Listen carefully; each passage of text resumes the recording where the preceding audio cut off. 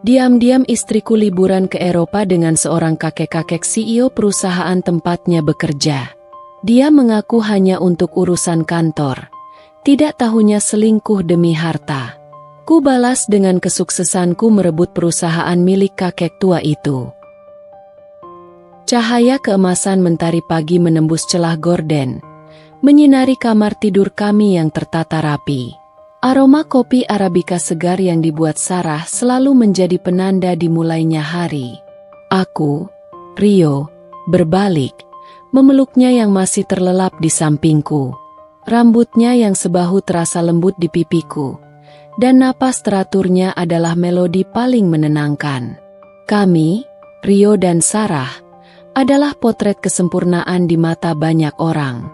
Bukan karena kami kaya raya atau terkenal, tapi karena kami memiliki apa yang sering dianggap langka di tengah hiruk-pikuk Jakarta, kebahagiaan yang tulus dan kesederhanaan yang bermakna.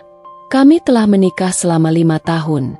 5 tahun yang penuh tawa, dukungan, dan mimpi-mimpi yang kami bangun bersama. Aku seorang insinyur IT di sebuah perusahaan pengembang software menengah, dengan gaji yang cukup untuk hidup nyaman dan menabung untuk masa depan. Sarah, di sisi lain, adalah bintang yang sedang bersinar. Ia bekerja di Nusantara Jaya Holding, sebuah konglomerat multinasional ternama. Dulu, ia hanya seorang staf biasa, namun dalam 2 tahun terakhir, karirnya melonjak tajam. Ia kini menjabat sebagai manajer proyek senior di divisi strategis, sebuah posisi yang diidamkan banyak orang. Aku selalu bangga padanya. Sarah adalah wanita yang cerdas, ambisius, dan memiliki etos kerja luar biasa. Setiap cerita tentang proyek baru, tantangan di kantor, atau pujian dari atasannya, selalu kudengar dengan antusias. Kami sering menghabiskan malam di sofa, berbagi cerita tentang hari kami, merencanakan liburan sederhana, atau hanya diam-diam menonton film sambil tanganku melingkar di pinggangnya. Sarah selalu bilang, "Kamu itu pondasiku, Mas. Tanpa dukunganmu, aku nggak mungkin bisa sampai di sini." Dan aku percaya itu sepenuh hati. Rumah kami adalah sebuah hunian minimalis di pinggiran Jakarta, dengan taman kecil di depan dan dapur modern di dalamnya. Tempat favorit Sarah untuk bereksperimen dengan resep-resep baru. Kami punya kebiasaan sarapan bersama setiap pagi, membahas rencana hari itu, atau sekadar bercanda. Sarah, dengan senyum manisnya, selalu menyiapkan segalanya. Dia adalah tipe istri yang telaten, namun di saat yang sama, sangat mandiri dan profesional. Keseimbangan itu yang membuatku semakin mencintainya. Di kantor, aku dikenal sebagai pribadi yang fokus dan sedikit introvert. Duniaku adalah kode-kode, algoritma, dan inovasi teknologi. Sarah, di sisi lain, adalah seorang people person. Ia piawai bernegosiasi, memimpin tim, dan mempresentasikan ide-ide besar. Kami adalah 2 kutub yang berbeda, namun justru saling melengkapi. Aku adalah jangkar yang menenangkannya dari badai pekerjaan, dan dia adalah semangat yang mendorongku untuk sesekali keluar dari zona nyamanku. Aku percaya penuh pada Sarah. Kepercayaan itu adalah fondasi utama rumah tangga kami. Dia tidak pernah memberiku alasan untuk meragukannya. Perjalanan dinasnya keluar kota, atau sesekali keluar negeri, selalu didahului dengan laporan yang jelas dan detail. Ia selalu mengirimkan pesan singkat, "Sudah sampai, Mas," atau "Lagi meeting, nanti telepon lagi ya." Kehadiran Ardi Wiguna, CEO Nusantara Jaya Holding, dalam ceritanya juga sangat lumrah. Ardi adalah sosok legendaris di dunia korporat, seorang visioner yang disegani. Sarah sering menyebutnya dengan nada hormat. "Pak Ardi itu memang luar biasa, Mas. Inspiratif sekali. Tidak ada nada aneh, tidak ada kecurigaan. Bagiku, kehidupan ini adalah anugerah. Sebuah lingkaran kebahagiaan yang sempurna, berputar di antara rutinitas pekerjaan, kehangatan rumah, dan cinta yang tak pernah pudar. Aku tidak pernah membayangkan, sedikit pun, bahwa di balik kesempurnaan yang tampak ini, ada retakan halus yang mulai terbentuk, siap untuk memecahkan cermin kebahagiaan kami menjadi kepingan-kepingan tajam. Kepercayaan yang begitu besar itu, tanpa kusadari, akan segera menjadi pisau yang menusukku dari belakang. Rutinitas pagi kami, yang dulunya adalah momen sakral penuh kehangatan, kini perlahan terasa diselimuti selubung tipis yang dingin. Bukan karena sarapan yang kurang nikmat atau obrolan kami yang hambar, melainkan karena ada kehadiran Sarah yang seolah ada namun tidak sepenuhnya di sana. Sejak menjabat manajer proyek senior di Nusantara Jaya Holding, hidup Sarah seolah berputar 180 derajat. Ponselnya, yang dulu sering tergeletak bebas di meja makan atau sofa, kini adalah perpanjangan tangannya, selalu dalam genggaman, layarnya menghadap ke bawah, seolah menyembunyikan sesuatu yang berharga. "Sibuk banget ya sekarang, sayang?" tanyaku suatu pagi, melihatnya sibuk mengetik sesuatu di ponselnya bahkan sebelum menyentuh sarapannya. Kopi yang kubuatkan untuknya menguap perlahan, tak tersentuh. Sarah mengangkat pandangannya, senyumnya sedikit dipaksakan, tidak sampai ke matanya. "Iya nih, Mas. Proyek baru ini benar-benar menyita waktu dan energi. Banyak grup chat dan email penting yang harus direspons cepat, bahkan di luar jam kerja." Ia mengakhiri kalimatnya dengan senyum tipis, seolah meyakinkanku, atau mungkin dirinya sendiri. Aku mengangguk, mencoba memahami. Aku tahu dunia korporat bisa sangat menuntut. Jam kerja yang panjang, tekanan target, komunikasi tanpa henti. Tapi, ada beberapa kebiasaan baru Sarah yang mulai memicu bisikan-bisikan halus di benakku. Dulu, kami tak punya rahasia digital. Ponsel kami saling terbuka. Aku tahu sandi ponselnya, dan dia tahu sandiku. Kami tak pernah merasa perlu menyembunyikan apapun. Namun, dalam beberapa minggu terakhir, Sarah mendadak mengubah sandi layarnya. Ketika aku tak sengaja melihat notifikasi dari aplikasi pesan yang aneh di layar ponselnya, sebuah aplikasi dengan ikon kunci yang tak kukenal, ia akan buru-buru membalikkan ponselnya, atau bahkan bergegas ke kamar mandi sambil membawa serta gadgetnya itu. Aku juga sering mendengar nada dering asing dari ponselnya, nada yang tidak pernah ia gunakan sebelumnya, dan ia akan segera meresponsnya dengan suara pelan, seringkali sambil berjalan menjauh dariku. Perjalanan dinasnya juga semakin sering dan mendadak. Seminggu di Singapura, lalu 3 hari di Kuala Lumpur, kemudian mendadak ke Bandung. Biasanya, ia akan memberitahuku jauh-jauh hari, bahkan mengajakku jika itu di akhir pekan jika tujuannya menarik. Tapi sekarang, semuanya serba urgent, mendesak, dan seringkali baru diberitahukan sehari sebelumnya. "Maaf banget ya, Mas. Besok pagi banget harus ke Semarang. Ada meeting penting sama klien baru," ujarnya suatu malam. Raut lelahnya tak bisa ditutupi, namun ada kilatan aneh di matanya, seperti kegembiraan yang tersembunyi. Aku melihat koper kecilnya sudah tersusun rapi di dekat pintu, berisi pakaian yang lebih rapi dan elegan dari biasanya. Aku mendekat, memeluknya, merasakan tubuhnya sedikit kaku. "Kamu kecapean banget, sayang. Jangan terlalu diporsir. Demi masa depan kita, Mas," bisiknya, suaranya sedikit serak, lalu melepaskan pelukanku dan langsung mengecek ponselnya lagi, seolah ada panggilan yang lebih mendesak di sana. Aku menghela napas. Sejak menjabat manajer proyek senior, Sarah memang terlihat lebih bersemangat, lebih ambisius, dan ada aura baru di sekitarnya. Sesuatu yang lebih glamor. Pakaian kerjanya semakin mahal, bukan lagi merek lokal favoritnya, melainkan desainer terkenal yang dulu hanya ia lihat di majalah.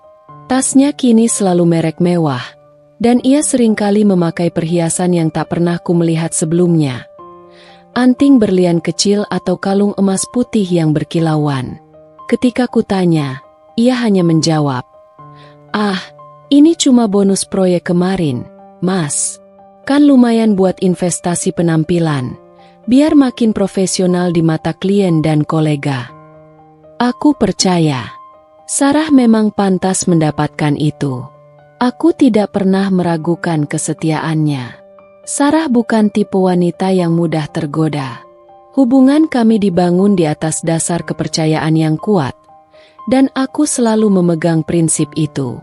Setiap kali ada bisikan keraguan, aku segera menepisnya. Ini pasti karena tekanan pekerjaan yang berat. Sarah memang sedang di puncak karir, dan itu wajar jika ia menjadi lebih sibuk, sedikit berubah, dan terkadang lebih fokus pada dirinya sendiri. Namun, bisikan itu semakin sering datang, terutama di malam-malam yang kulalui sendiri di rumah. Aku merindukan obrolan panjang kami, tawa lepasnya yang tak terbebani, atau hanya sekadar tidur dengan tangannya yang menggenggam tanganku. Kini, saat ia pulang, seringkali ia langsung tertidur pulas karena kelelahan, atau sibuk dengan ponselnya hingga larut malam, sesekali tersenyum tipis ke layar, senyum yang tidak pernah kulihat ditujukan padaku lagi. Ada sesuatu yang terasa dingin di udara, sesuatu yang tidak dapat kupegang atau kubuktikan secara konkret. Aku hanya bisa merasakannya, seperti hawa dingin yang tiba-tiba menusuk tulang tanpa tahu dari mana asalnya. Aku tidak tahu apa itu, tapi aku tahu, kehidupan sempurna kami, yang dulu begitu kokoh dan transparan, kini mulai menunjukkan retakan-retakan kecil yang nyaris tak terlihat, tersembunyi di balik tirai kesibukan dan ambisi. Retakan yang, tanpa kusadari, akan segera membesar dan membelah fondasi kepercayaanku hingga tak bersisa, mengubah segalanya. Sore itu, rumah terasa hening, namun bukan hening yang menenangkan. Ada semacam hampa yang menggantung di udara, seolah ruang itu sendiri merasakan kegelisahanku. Sarah baru saja berangkat ke Bandara Internasional Soekarno-Hatta untuk perjalanan dinas penting ke Eropa. Seperti yang ia katakan padaku dengan senyum yang sedikit dipaksakan. Aku mengantarnya, memeluknya erat di pelukan perpisahan, merasakan kehangatan tubuhnya untuk terakhir kalinya sebelum ia menghilang di balik ramaian check-in counter Terminal 3. Aku pulang dengan hati yang bercampur aduk antara rindu yang mulai mencengkeram dan bisikan-bisikan keganjilan yang terus menghantuiku seperti melodi sumbang yang tak bisa berhenti. Sesampainya di rumah, aku memutuskan untuk menyibukkan diri. Membersihkan apartemen kami yang sedikit berantakan adalah cara terbaik untuk mengalihkan pikiran. Mengganti spray, merapikan bantal, dan menyingkirkan beberapa barang Sarah yang berserakan di meja samping tempat tidur. Di sana, di antara tumpukan majalah mode edisi terbaru dan beberapa struk belanja butik mahal yang belakangan sering ia kunjungi, sebuah amplop kecil berwarna coklat menarik perhatianku. Amplop tipis, yang biasanya berisi tiket pesawat elektronik atau boarding pass lama, tergeletak setengah tersembunyi di bawah sebuah buku novel. Awalnya, aku tidak curiga sedikit pun. Pasti tiket lama yang belum sempat ia buang, pikirku. Aku mengambilnya, berniat membuangnya ke tempat sampah di dapur.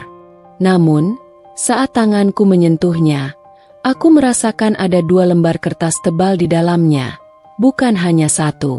Mengernyitkan dahi, sebuah firasat aneh menyergap. Perlahan, aku menariknya keluar. Pandanganku terpaku pada 2 lembar tiket itu. Darahku serasa berhenti mengalir. Napas tercekat di tenggorokan, seolah ada tangan tak kasat mata yang mencekik.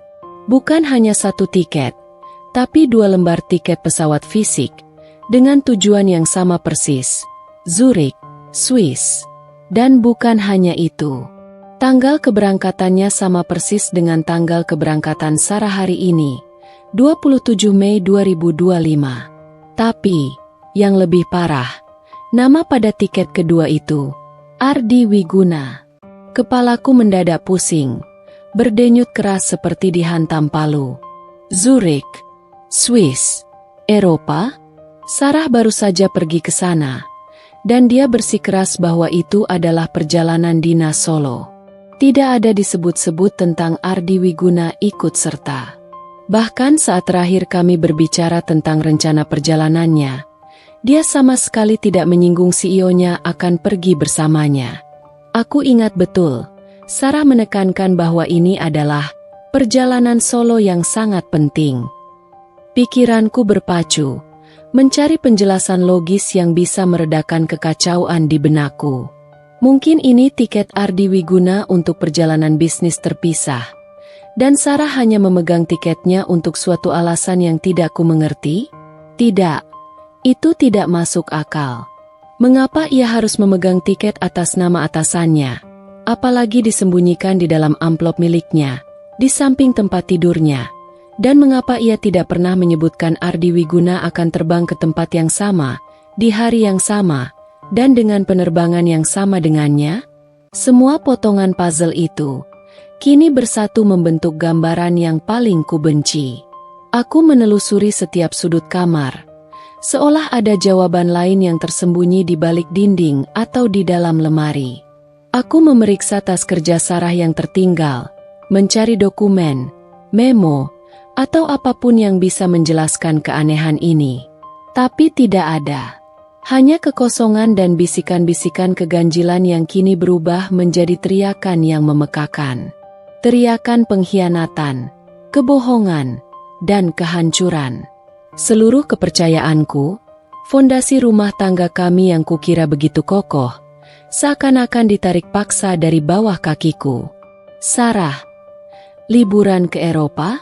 Dengan Ardi Wiguna, CEO perusahaan tempatnya bekerja, bukan lagi urusan kantor, seperti yang ia katakan. Kata selingkuh bergaung di kepalaku, begitu keras hingga rasanya memecahkan gendang telingaku. Panas membakar dalam dadaku, namun tubuhku terasa dingin membeku. Aku duduk tersandar di tepi ranjang, lemas tak berdaya, dengan kedua tiket itu masih tergenggam erat di tangan yang gemetar. Pemandangan Sarah melambai di bandara kini terasa seperti adegan dalam sebuah film horor, di mana sang protagonis baru menyadari bahaya di detik-detik terakhir. Senyumnya, pelukannya, kata-katanya tentang demi masa depan kita. Semuanya terasa seperti kebohongan besar yang disiapkan dengan sangat rapi dan kejam. Malam itu, Jakarta terasa lebih dingin dari biasanya, seolah turut merasakan kehancuran hatiku. Aku tidak bisa tidur. Pikiranku dipenuhi gambar-gambar Sarah dan Ardi Wiguna di Eropa, mungkin tertawa bersama, menikmati pemandangan indah yang seharusnya kami nikmati berdua suatu hari nanti. Kecurigaan yang selama ini hanya berupa bisikan halus, kini telah menjadi pukulan dingin yang tak terduga, merobek lapisan demi lapisan kepercayaan yang kubangun selama bertahun-tahun. Aku tahu, sejak saat itu, kehidupanku tidak akan pernah sama lagi. Sebuah lembaran baru telah dibuka, lembaran yang penuh dengan kepahitan, namun juga api dendam yang mulai menyala diam-diam. Malam itu, setelah penemuan tiket ganda yang menghancurkan, aku tidak bisa memejamkan mata. Setiap detik terasa seperti berjam-jam, diisi dengan pikiran yang kacau, berputar tanpa henti seperti kaset rusak, dan pertanyaan yang tak terjawab yang terus menghujam batinku. Aku menatap ponselku, layarnya yang menyala memantulkan bayangan wajahku yang pucat dan mata yang bengkak. Jari-jariku ragu-ragu di atas tombol panggil Sarah. Haruskah aku menghubunginya sekarang?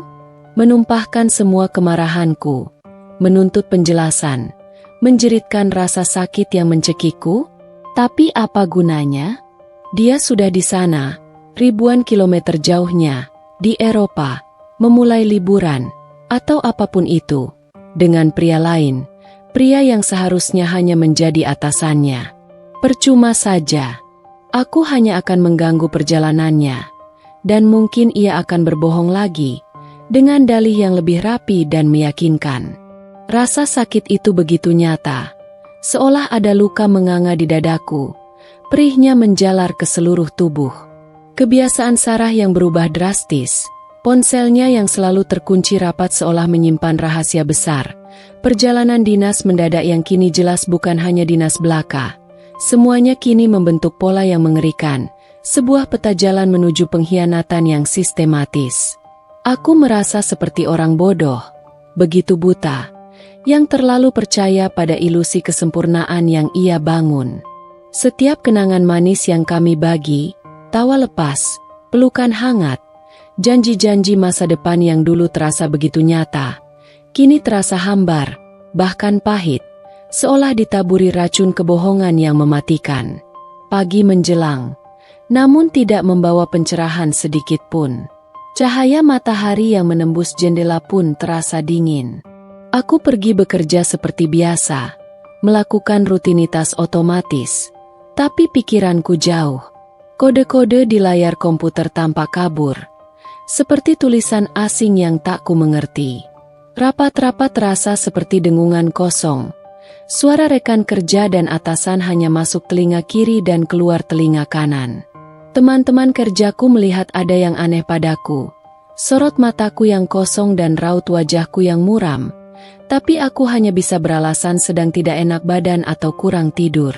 Aku bahkan tidak tahu bagaimana harus memulai cerita ini pada siapapun. Bahkan pada sahabat terdekatku. Rasa malu dan pengkhianatan ini terlalu berat untuk kubagikan. Yang lebih menyiksa adalah kenyataan bahwa Sarah sama sekali tidak menyadari kehancuran yang ditimbulkannya. Sesekali, ia mengirim pesan singkat yang standar dan tanpa emosi. "Sudah sampai, Mas." Atau, "Meeting hari ini lancar." Setiap pesan itu adalah duri baru yang menusuk hatiku, memperdalam luka yang sudah ada. Bagaimana bisa ia bersikap seolah tidak terjadi apa-apa? Apakah dia begitu pandai bersandiwara, seorang aktris ulung yang mampu menyembunyikan niat busuknya? Ataukah ia benar-benar tidak peduli dengan perasaanku, dengan pernikahan kami, dengan semua yang telah kami bangun? Aku mencoba membalas pesannya sesantai mungkin, menahan gejolak emosi yang ingin meledak keluar dari dadaku. "Syukurlah, sayang. Hati-hati ya di sana," ketikku, dengan tangan yang gemetar dan hati yang bergejolak. Ironisnya, dia yang harusnya hati-hati, tapi justru aku yang kini harus menjaga hati agar tidak remuk redam sepenuhnya. Setiap jam berlalu dengan lambat, dipenuhi bayangan Sarah di Swiss. Aku membayangkan dia tertawa lepas dengan Ardi Wiguna, menikmati pemandangan pegunungan bersalju yang indah, danau Geneva yang berkilauan, atau mungkin bahkan menjelajahi kota-kota romantis di sekitarnya. Mereka mungkin makan malam romantis di restoran mewah dengan lilin, berpegangan tangan di bawah cahaya rembulan, atau bahkan, aku berusaha keras mengusir pikiran itu, tapi bayangan itu terus muncul, semakin jelas dan realistis, memperkuat rasa tertipu dan dikhianati yang begitu dalam. Otakku seolah memutar film horor tanpa henti, dan aku adalah penonton yang tak bisa berpaling. Keberangkatan Sarah ke Eropa, yang semula kupikir adalah langkah penting dalam karirnya, kini terasa seperti pengkhianatan yang direncanakan dengan rapi dan licik. Dia mengaku hanya untuk urusan kantor, bahkan dengan detail jadwal rapat yang ia sebutkan dengan begitu meyakinkan. Dia memintaku mengantarnya ke bandara seolah itu adalah perpisahan biasa, tanpa ada sedikit pun rasa bersalah di matanya. Tapi kenyataannya, dia terbang ribuan kilometer, bukan untuk bekerja sendiri, melainkan untuk sebuah liburan pribadi yang sangat intim, bersama seorang pria yang jauh lebih tua, CEO tempatnya bekerja, pria yang secara finansial jauh lebih mapan dariku. Perasaan tertipu itu begitu dalam, melampaui rasa sakit biasa. Aku tidak hanya dikhianati oleh istriku, tapi juga dibodohi, diperlakukan seperti anak kecil yang mudah percaya pada dongeng, pada janji-janji kosong. Api kecil kemarahan mulai membara di dalam diriku, bukan hanya karena perselingkuhan itu, tapi juga karena kebohongan yang sistematis, penipuan yang direncanakan dengan begitu matang. Aku tahu, aku tidak bisa tinggal diam. Aku harus menunggu, merencanakan, dan mencari tahu kebenaran yang lebih dalam. Pertanyaan besarku kini bukan hanya, mengapa dia selingkuh? Tapi lebih kepada, apa sebenarnya yang Sarah cari dari kakek-kakek itu selain urusan kantor yang ia klaim? Apa motivasi sebenarnya di balik pengkhianatan sebesar ini?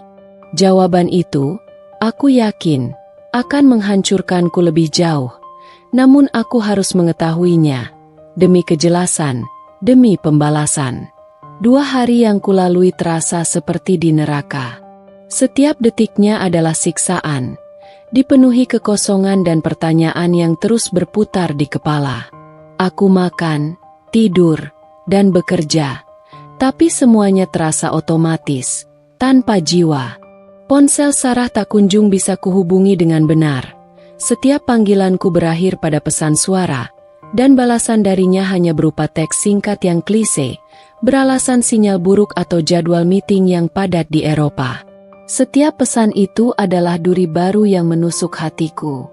Pengingat akan kebohongan yang ia jalani, dan kini terasa begitu menjijikan. Aku sudah berusaha keras mencari celah, membongkar akun media sosial teman-temannya yang kutahu dekat dengan Sarah, berharap menemukan sedikit pun informasi yang bisa mengonfirmasi atau menyangkal kecurigaanku. Hasilnya nihil.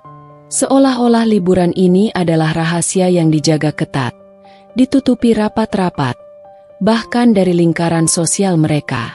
Siang itu, aku sedang di kantor, berpura-pura sibuk dengan tumpukan kode di depan layar komputer.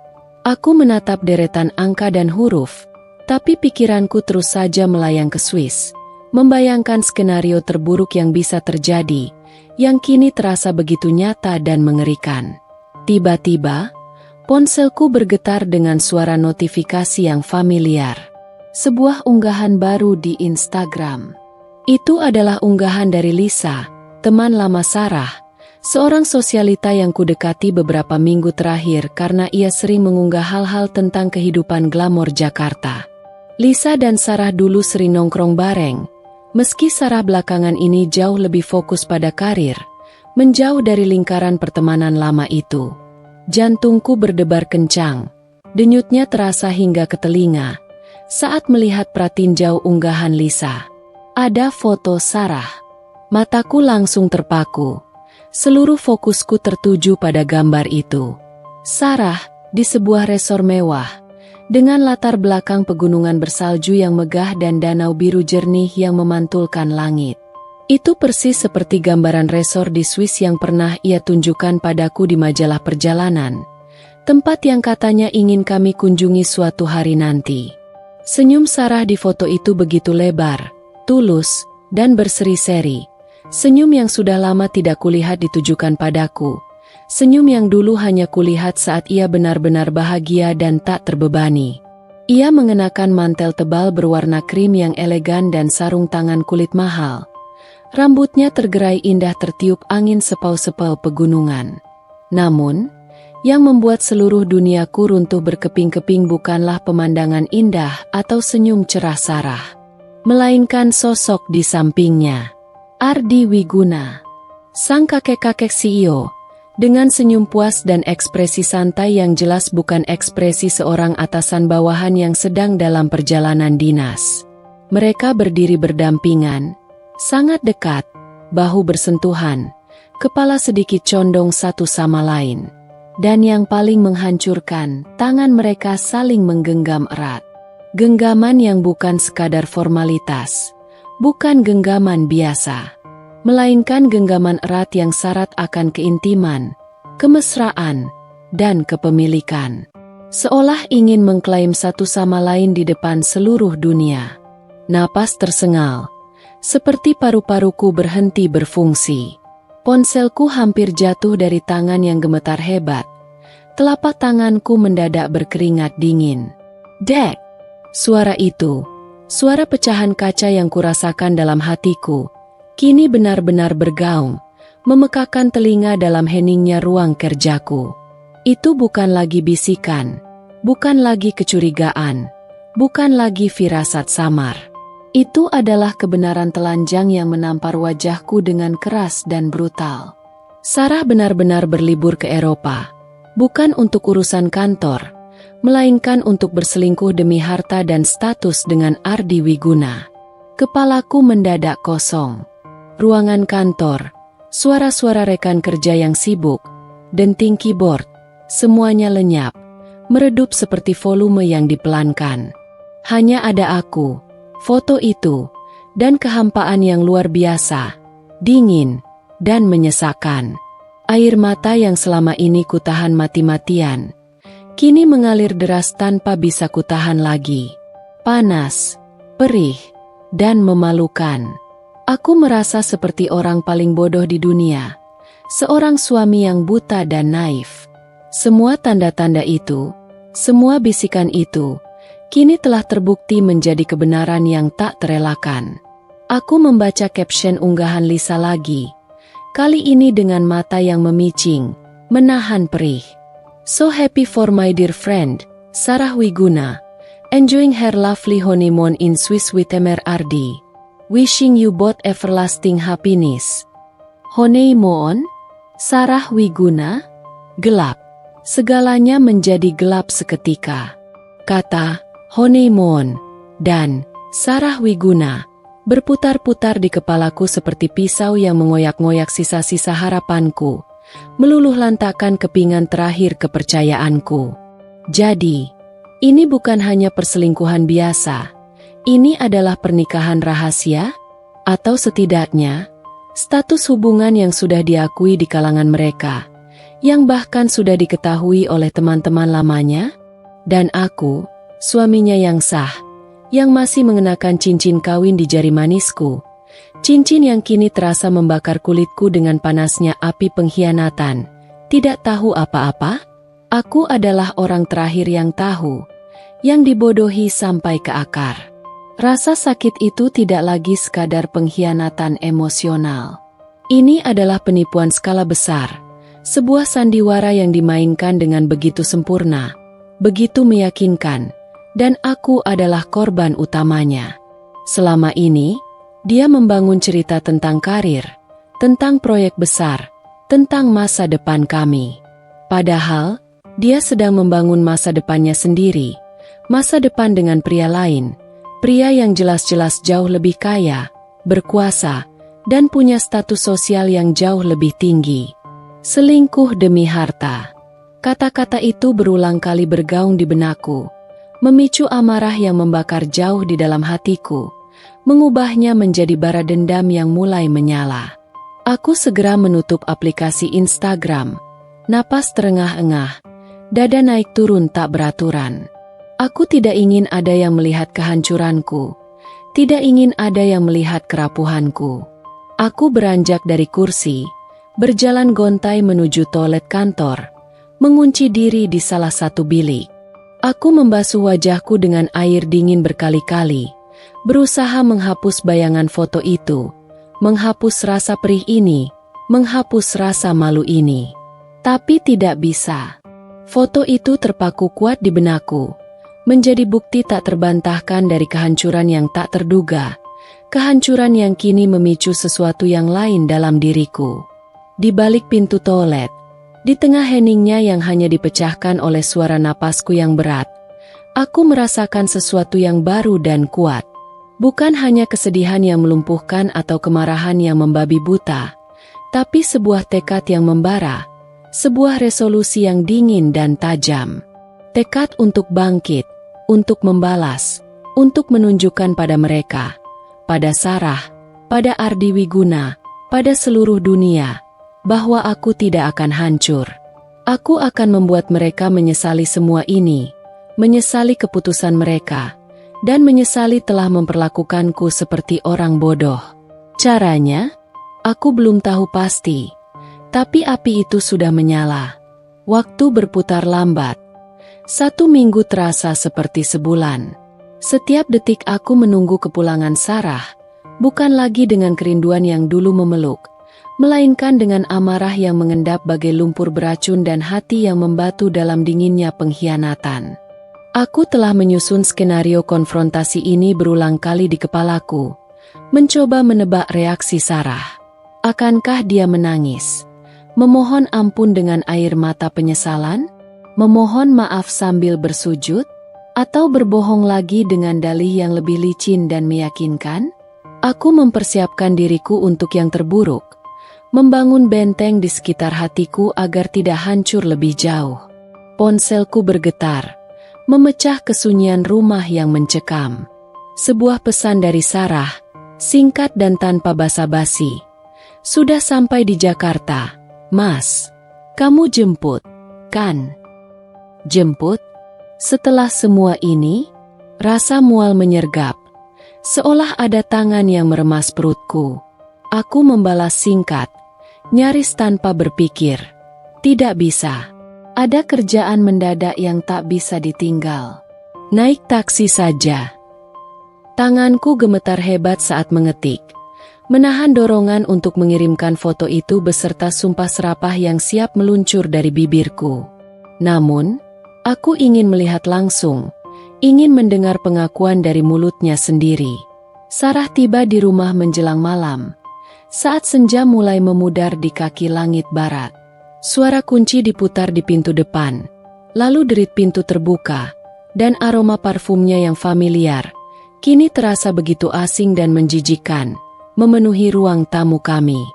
Aku sedang duduk di sofa, membelakangi pintu, berpura-pura menonton televisi yang sebenarnya tidak menyala. Layarnya hanya menampilkan bayangan buram diriku.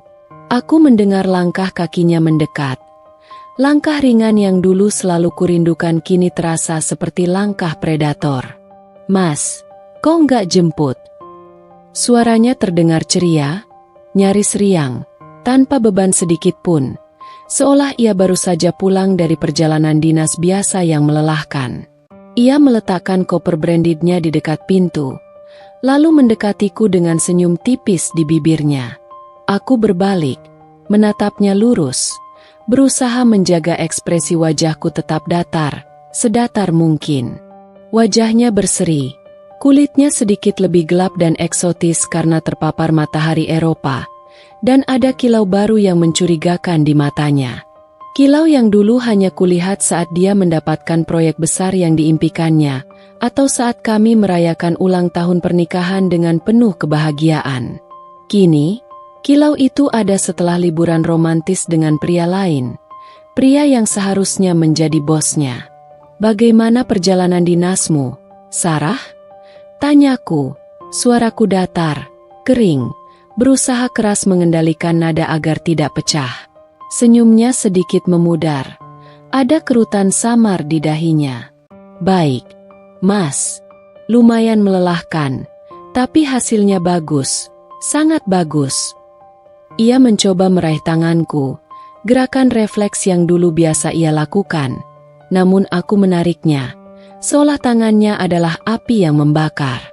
Tanpa basa-basi lagi, aku mengambil ponselku, membuka galeri foto yang sudah kupersiapkan, dan menunjukkannya padanya. Layar ponsel menampilkan foto Sarah dan Ardi Wiguna, bergandengan tangan, di resor mewah di Swiss, dengan caption, "Honeymoon", dari Lisa yang terpampang jelas di bawahnya. Wajah Sarah memucat dengan cepat, darah seolah lenyap dari wajahnya, menyisakan pucat pasi yang mengerikan. Kilau di matanya meredup seketika, digantikan oleh ekspresi terkejut yang singkat, lalu ketakutan yang tak bisa disembunyikan, dan akhirnya dingin. Sebuah perubahan drastis yang membuatku nyaris tak mengenali wanita di depanku. Ini bukan Sarah yang ku kenal, bukan Sarah yang ku cintai. Ini tidak seperti yang kamu kira, Mas. Ucapnya terbata, suaranya pelan dan bergetar, seolah mencoba mencari alasan di detik terakhir.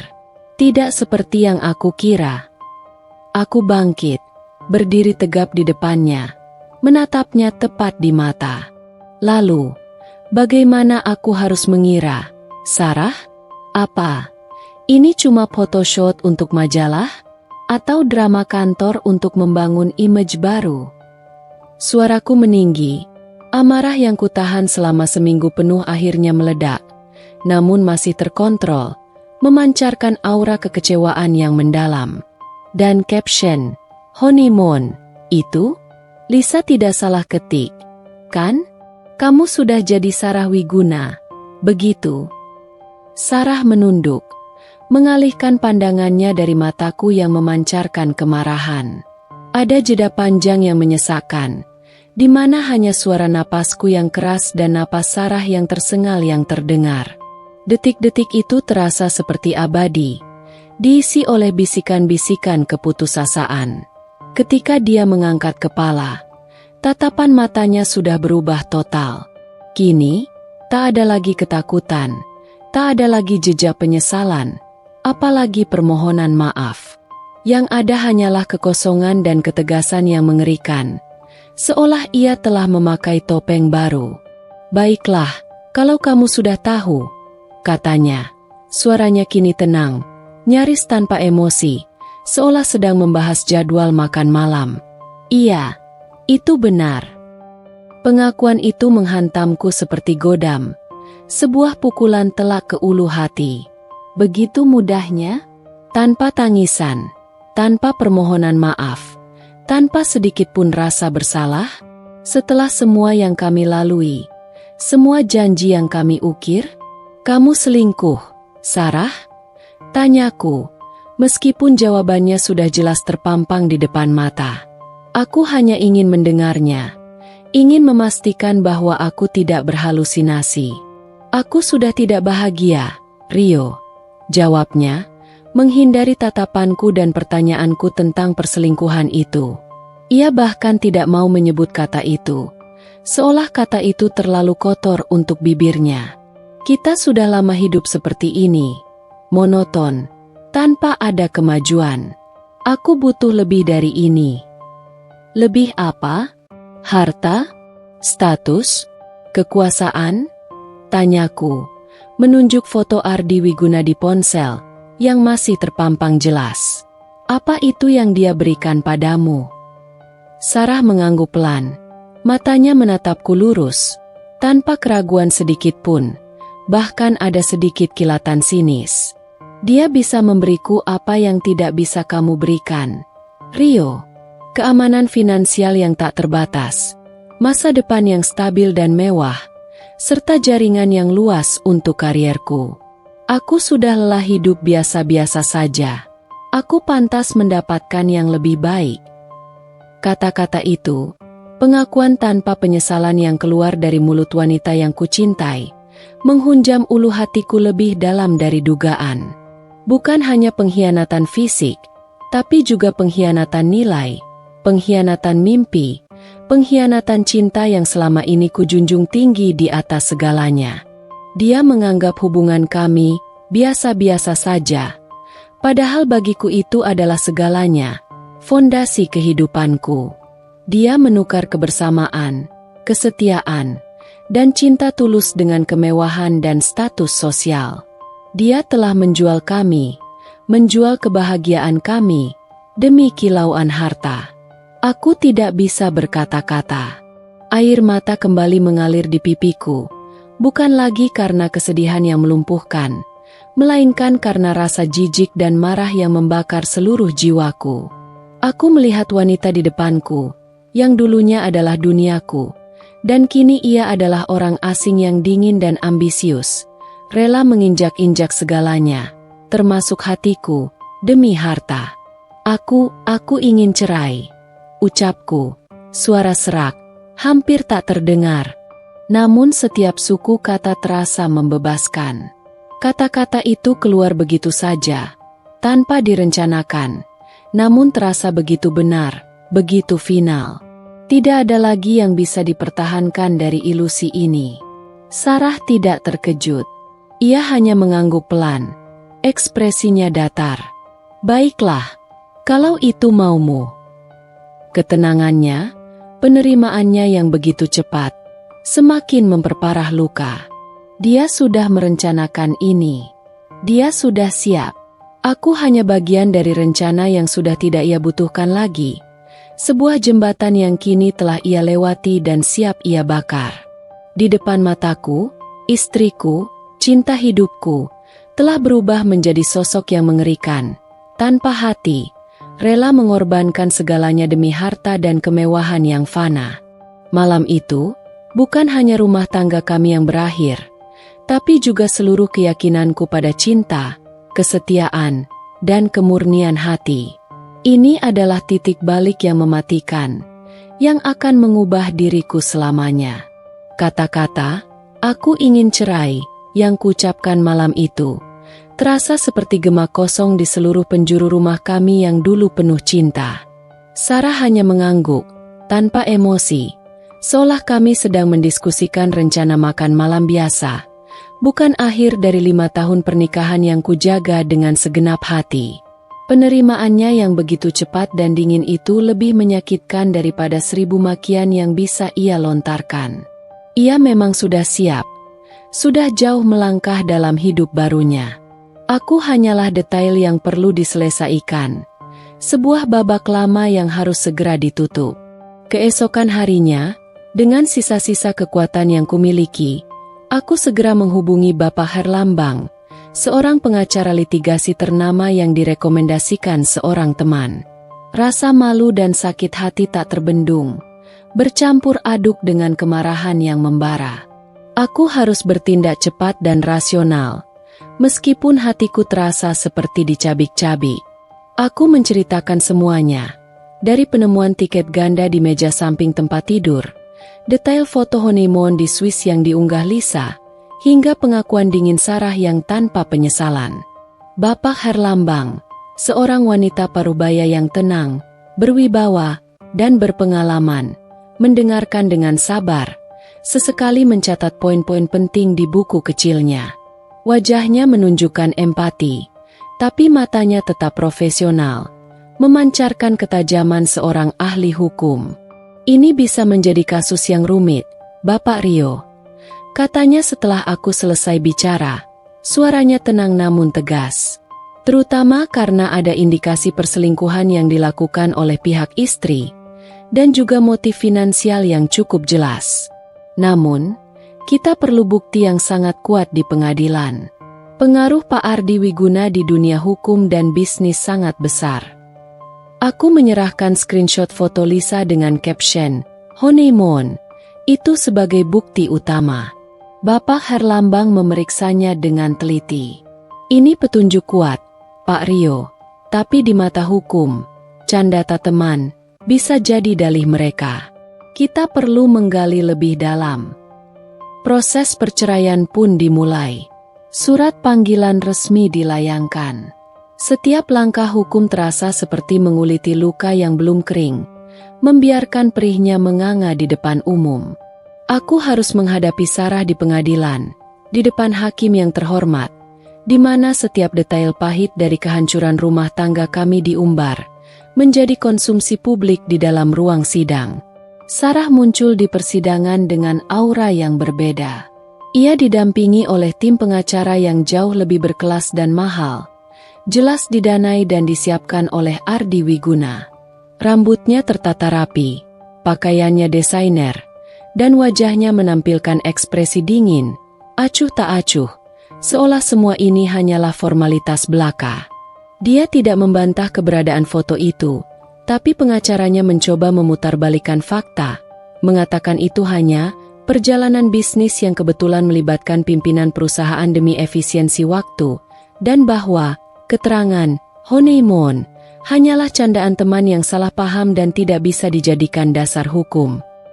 Mereka bahkan mencoba menuduhku cemburu buta, terlalu posesif, dan tidak mendukung karir Sarah yang cemerlang. Mendengar semua kebohongan dan pembelaan licik itu, darahku mendidih.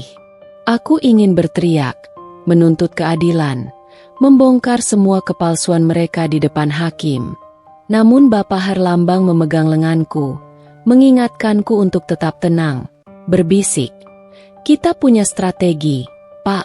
Jangan terpancing emosi." Aku menatap Sarah di seberang ruangan. Ia tidak menatapku balik. Matanya kosong, bibirnya tipis, seolah semua ini hanyalah rutinitas yang membosankan baginya. Tidak ada penyesalan, tidak ada rasa bersalah, tidak ada sedikit pun empati. Nafsu akan harta dan status telah menguasai dirinya sepenuhnya, menghapus semua jejak kemanusiaan yang dulu ku kenal. Saksi-saksi dipanggil.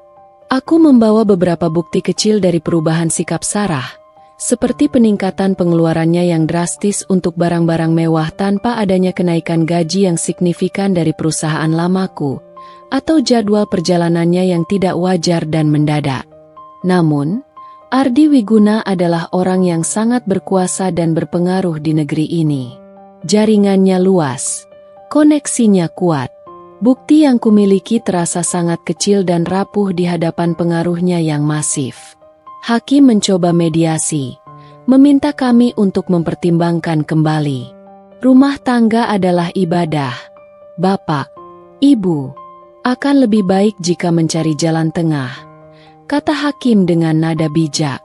Namun Sarah, dengan suara datar dan tegas, menolak mentah-mentah tawaran itu. Saya sudah tidak melihat masa depan di sini, Yang Mulia. Kami sudah tidak sejalan.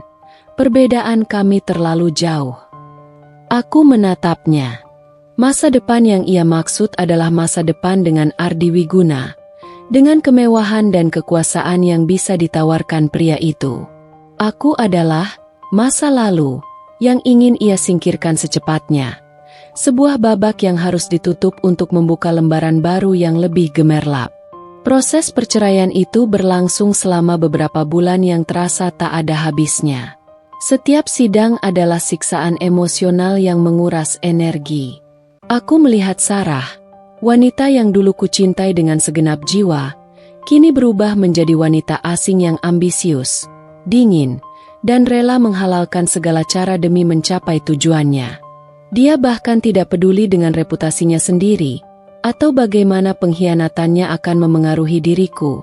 Selama ia bisa mendapatkan apa yang diinginkan dari Ardi Wiguna. Akhirnya, di suatu pagi yang mendung, palu hakim diketuk, suaranya menggelegar dan final. Perceraian resmi. Aku bebas. Tapi terasa seperti dibebaskan dari penjara yang tadinya adalah rumah paling aman dan hangat bagiku. Tidak ada harta gonogini yang berarti, karena Sarah telah membawa sebagian besar aset pribadinya bersamanya, dan aku pun tidak menuntut banyak. Aku hanya ingin bebas dari ikatan ini, bebas dari rasa sakit dan pengkhianatan ini, bebas dari bayang-bayang masa lalu yang kelam. Sarah meninggalkan ruang sidang dengan langkah ringan, nyaris tanpa menoleh ke arahku. Ia bahkan tidak memberiku tatapan perpisahan. Aku duduk di bangku tunggu, membiarkan rasa hampa, lelah, dan kesepian menyelimutiku. Pernikahanku telah berakhir. Aku kehilangan istri yang kucintai, kehilangan rumah yang kubangun dengan impian dan pengorbanan, dan kehilangan kepercayaan pada seseorang yang paling kupedulikan di dunia ini. Tapi di tengah kehancuran itu, ada bara api yang mulai menyala lebih terang, lebih panas, dan lebih kuat dari sebelumnya. Bukan bara api kesedihan yang melumpuhkan, melainkan bara api kemarahan yang dingin, tekad yang baja, dan keinginan untuk membalas dendam yang membara. Aku melihat bagaimana Ardi Wiguna menggunakan kekuasaannya untuk melindunginya, bagaimana Sarah tidak ragu-ragu untuk berbohong, memutarbalikkan fakta, dan menginjakku demi ambisi materi dan status. Ini bukan hanya tentang perceraian, ini tentang harga diriku yang diinjak-injak, tentang keadilan yang diabaikan. Aku bersumpah, ini bukan akhir. Ini adalah awal dari sebuah pembalasan yang akan mereka sesali seumur hidup. Palu hakim yang diketuk itu terasa seperti pukulan terakhir yang menghancurkan sisa-sisa diriku. Suaranya masih terngiang, memekakan telinga dalam kehampaan yang kurasakan. Aku berjalan keluar dari gedung pengadilan dengan langkah gontai, seolah seluruh energiku terkuras habis. Setiap sendi di tubuhku terasa nyeri. Langit di luar tampak kelabu. Awan tebal menggantung rendah, mencerminkan isi hatiku yang muram. Aku tidak langsung pulang ke rumah, ke tempat yang dulunya adalah surga kehangatan dan impian. Kini terasa seperti reruntuhan, dipenuhi bayangan pengkhianatan. Aku menyetir tanpa arah, membiarkan jalanan Jakarta yang ramai membawaku kemanapun, seolah mencari pelarian dari kenyataan pahit yang kini membelenggu. Pada akhirnya, aku tiba di sebuah kafe sepi di pinggir kota. Namanya Senja A Kopi, sebuah tempat terpencil dengan suasana temaram, dihiasi lampu-lampu gantung yang remang. Aroma kopi pekat yang menguar dari balik kaunter dan alunan jazz yang mengalun pelan terasa sedikit menenangkan. Setidaknya cukup untuk meredam sedikit kebisingan di kepalaku. Aku memesan secangkir espresso panas, berharap kehangatannya bisa sedikit melumerkan dinginnya hatiku yang membeku. Aku duduk di sudut terjauh, di dekat jendela yang memandang ke arah jalanan basah, menatap kosong kecangkir, bayangan Sarah, senyum palsunya, pengkhianatannya yang keji, dan wajah dingin Ardi Wiguna terus berputar tanpa henti di benakku, seperti film horor yang terus-menerus diputar ulang. Aku telah kehilangan segalanya. Istri yang kucintai dengan segenap jiwa, rumah yang kubangun dengan impian dan kerja keras, tawa yang dulu mengisi ruang, dan kepercayaan yang menjadi fondasi utama hidupku. Semua janji tentang masa depan bersama, tentang membangun keluarga kecil yang bahagia, tentang impian sederhana kami untuk menghabiskan masa tua di sebuah rumah dekat pantai, semuanya kini menjadi abu, lenyap tertiup angin pengkhianatan. Aku merasa tidak berguna, begitu bodoh, dan sangat dihina. Terlebih lagi, perasaan malu yang begitu besar itu menghimpitku. Bagaimana bisa aku begitu buta? Bagaimana bisa aku tidak melihat tanda-tanda yang begitu jelas? Bisikan-bisikan itu, yang dulu kutepis, kini terasa seperti ejekan. Cincin kawin di jari manisku terasa panas membakar, seolah api pengkhianatan itu menjalar hingga ke kulitku. Aku melepaskannya perlahan, menatapnya. Kilau emasnya yang dulu melambangkan kesetiaan abadi dan janji suci, kini terasa ironis, bahkan mengejek. Ia adalah simbol dari kehancuran yang tak bisa diperbaiki. Aku menaruhnya di meja, lalu menggesernya jauh-jauh hingga hampir jatuh. Sudah tidak ada lagi artinya. Ia hanya sebuah artefak dari masa lalu yang ingin kuhapus. Air mata kembali menetes, membasahi pipiku, mengalirkan jejak panas yang perih. Kali ini, bukan air mata kemarahan yang membakar, melainkan air mata kesedihan yang murni, keputusasaan yang melumpuhkan, rasa putus asa akan segala yang telah hilang.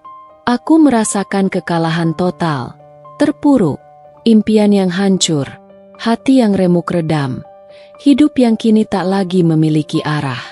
Aku adalah Rio, seorang insinyur IT biasa, yang baru saja dicampakkan oleh istrinya demi seorang kakek-kakek kaya raya dan berkuasa. Narasi ini akan menjadi bayangan yang mengikutiku, sebuah cap kegagalan yang tak akan pernah hilang. Namun, di tengah titik terendah itu, di antara serpihan-serpihan hatiku yang berserakan di dasar jurang keputusasaan, sebuah percikan kecil mulai menyala. Bukan lagi api amarah yang membakar membuta, melainkan bara api yang lebih dingin, lebih fokus, lebih tajam, dan lebih kuat. Tekad yang lahir dari rasa sakit yang tak terlukiskan. Aku mengingat kembali ekspresi Sarah di pengadilan. Datar, tanpa penyesalan, hanya fokus pada tujuannya untuk melepaskanku. Aku mengingat ucapan dinginnya, aku pantas mendapatkan yang lebih baik. Seolah aku adalah sebuah barang bekas yang tak lagi berguna. Dan aku mengingat bagaimana Ardi Wiguna, dengan segala kekuasaannya, dengan mudahnya melindungi Sarah, membuatku terlihat seperti pria cemburu yang tidak berdasar di mata hukum. Mereka telah menginjak-injak harga diriku, menginjak-injak keberadaanku. Mereka telah memperlakukanku seperti kotoran, seperti bagian dari rencana yang bisa dibuang begitu saja. Dan aku tidak akan membiarkannya begitu saja. Aku tidak akan membiarkan mereka menang. Bara api itu mulai tumbuh, semakin membesar dan membara. Aku tidak akan membalas dengan kekerasan fisik, karena itu bukan caraku. Itu hanya akan menghancurkanku lebih jauh. Aku tidak akan memohon atau meratap di hadapan mereka, karena itu hanya akan membuatku terlihat lemah. Itu juga bukan diriku.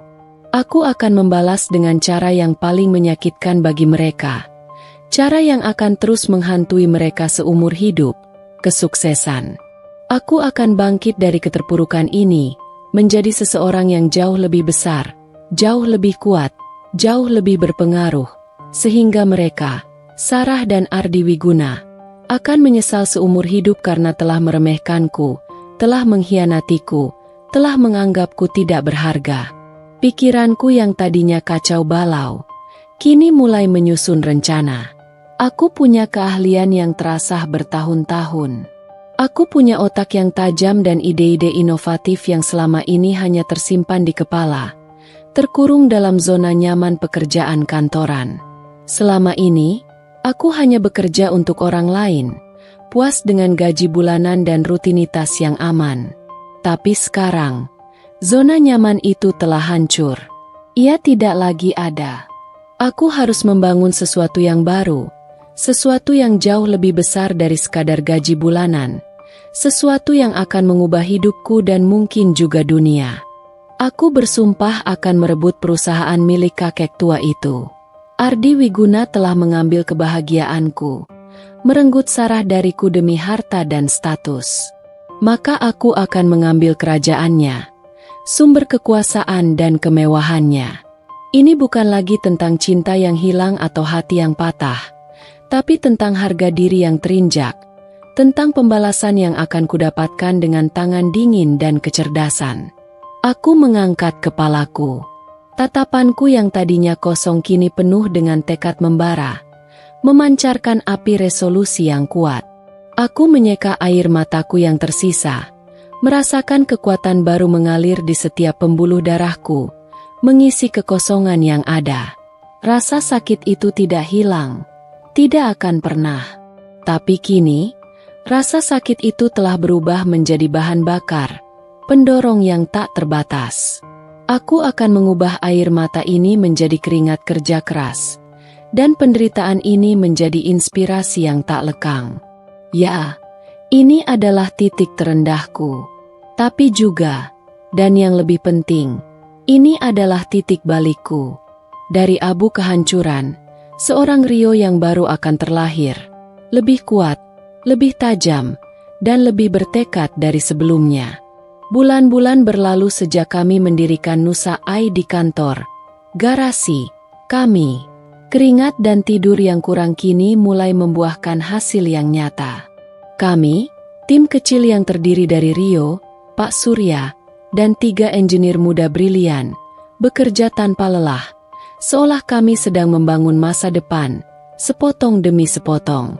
Aku adalah Chief Technology Officer sekaligus CEO, Pak Surya sebagai penasihat strategis, dan trio engineer muda itu, Arka, Laras, dan Dino, adalah tulang punggung teknis kami. Mereka melihat visi yang sama, percaya pada potensi AI di bidang logistik, dan yang terpenting, mereka terinspirasi oleh semangatku yang membara. Prototipe awal platform Nusa AI kami, yang awalnya hanya sebatas ide di atas whiteboard dan baris kode sederhana, kini telah menjadi perangkat lunak yang berfungsi penuh. Kami telah menghabiskan ribuan jam untuk menguji, menyempurnakan algoritma, dan mengoptimalkan user interface. Fokus kami adalah menciptakan sistem yang tidak hanya cerdas tapi juga user-friendly, mampu diintegrasikan dengan sistem logistik yang sudah ada. Awalnya, kami melakukan uji coba dengan beberapa perusahaan logistik skala kecil di Jakarta. Mereka adalah klien pertama kami, yang berani mengambil risiko untuk mencoba teknologi baru. Hasilnya, secara mengejutkan, sangat positif. Nusa AI berhasil mengidentifikasi inefisiensi dalam rantai pasok mereka, mengoptimalkan rute pengiriman hingga 15%, dan bahkan memprediksi peak season permintaan dengan akurasi 90%. Ini berarti penghematan biaya operasional yang signifikan bagi klien kami, dan peningkatan kecepatan pengiriman yang membuat mereka lebih kompetitif. Kabar tentang efisiensi yang ditawarkan Nusa AI mulai menyebar dari mulut ke mulut di kalangan pebisnis logistik. Bukan hanya di Jakarta, tapi juga merambah ke Surabaya dan Medan. Kami mendapatkan klien-klien baru, perlahan tapi pasti. Setiap keberhasilan klien adalah validasi bagi kerja keras kami, dan yang terpenting adalah validasi bagi harga diriku. Aku mulai aktif kembali di komunitas tech startup. Kali ini, bukan sebagai insinyur yang mencari pekerjaan, melainkan sebagai pendiri dan visioner. Aku berani tampil di seminar-seminar kecil, mempresentasikan inovasi Nusa AI. Rasa gugup selalu ada, tapi tekad di dalam diriku jauh lebih besar. Aku menceritakan tentang visi kami, tentang bagaimana AI bisa merevolusi industri logistik di Indonesia. Responnya luar biasa. Aku mulai mendapatkan undangan untuk berbicara di forum-forum yang lebih besar, bahkan diliput oleh beberapa media online lokal yang berfokus pada teknologi. Nusa AI perlahan mulai dikenal sebagai rising star di ekosistem startup Indonesia. Kisahku tentang bagaimana seorang insinyur independen membangun perusahaan AI dari nol, menarik perhatian banyak orang. Tentu saja, aku tidak pernah menceritakan latar belakang pribadi yang pahit itu. Aku hanya fokus pada visi dan inovasi. Investor pun mulai melirik kami. Setelah Pak Surya, beberapa angel investor lain mulai menanamkan modal. Lalu, sebuah perusahaan venture capital ternama dari Singapura, Phoenix Capital, menunjukkan minat serius. Mereka melihat potensi global di Nusa AI. Setelah serangkaian pertemuan dan presentasi yang intens, mereka akhirnya memberikan pendanaan seri A yang substansial, mengubah Nusa AI dari startup kecil menjadi perusahaan yang siap bersaing di level yang lebih tinggi. Dana itu kami gunakan untuk merekrut lebih banyak talent, memperluas jangkauan pemasaran, dan mengembangkan fitur-fitur baru. Dalam waktu kurang dari 2 tahun sejak aku diceraikan Sarah, Nusa AI telah tumbuh menjadi sebuah perusahaan yang memiliki sekitar 30 karyawan, dengan kantor yang jauh lebih representatif di kawasan bisnis Jakarta Selatan. Kami masih jauh dari level konglomerat seperti Nusantara Jaya Holding, tapi kami bergerak cepat, jauh lebih lincah dan inovatif. Hidupku berubah total. Dulu, aku adalah Rio yang hanya dikenal di lingkungan kecil. Kini, namaku mulai diucapkan dengan hormat di komunitas teknologi. Aku memang tidak lagi memiliki rumah tangga yang sempurna, tapi aku membangun sesuatu yang lebih besar, sesuatu yang sepenuhnya milikku, hasil dari keringat dan tekadku sendiri. Aku tidak lagi memikirkan Sarah setiap saat. Fokusku kini teralih sepenuhnya pada pengembangan Nusa AI. Namun, sesekali, ketika nama Ardi Wiguna disebut dalam berita atau analisis pasar, ada bara api kecil yang kembali menyala di dasar hatiku. Aku tahu, ini hanyalah permulaan. Perjalanan masih panjang. Tapi aku telah membuktikan, setidaknya pada diriku sendiri, bahwa aku mampu bangkit. Aku bukan lagi Rio yang rapuh dan hancur. Aku adalah Rio, pendiri Nusa AI, yang siap untuk langkah selanjutnya. Langkah yang akan membawaku lebih dekat pada pembalasan yang manis. Pembalasan yang akan membuat mereka terkejut dan menyesal. Waktu terus berjalan, dan Nusa AI berkembang pesat, jauh melampaui ekspektasi. Kami telah menembus pasar regional, membuka kantor cabang di Singapura dan Malaysia, bahkan mulai menjajaki potensi di Thailand dan Vietnam. Aku, Rio Aditama, kini bukan lagi sosok anonim. Namaku bergema di berbagai konferensi teknologi sebagai salah satu inovator AI terkemuka di Asia Tenggara. Aku tidak lagi dipandang sebagai mantan suami Sarah, melainkan sebagai CEO Nusa AI, seorang penggerak perubahan yang berhasil membangun kerajaan teknologi dari nol.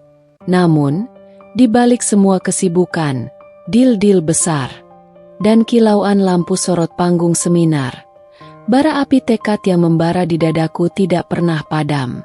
Mataku, meski terfokus pada pertumbuhan Nusa AI, tetap tertuju pada target utamaku, Ardi Wiguna dan Nusantara Jaya Holding.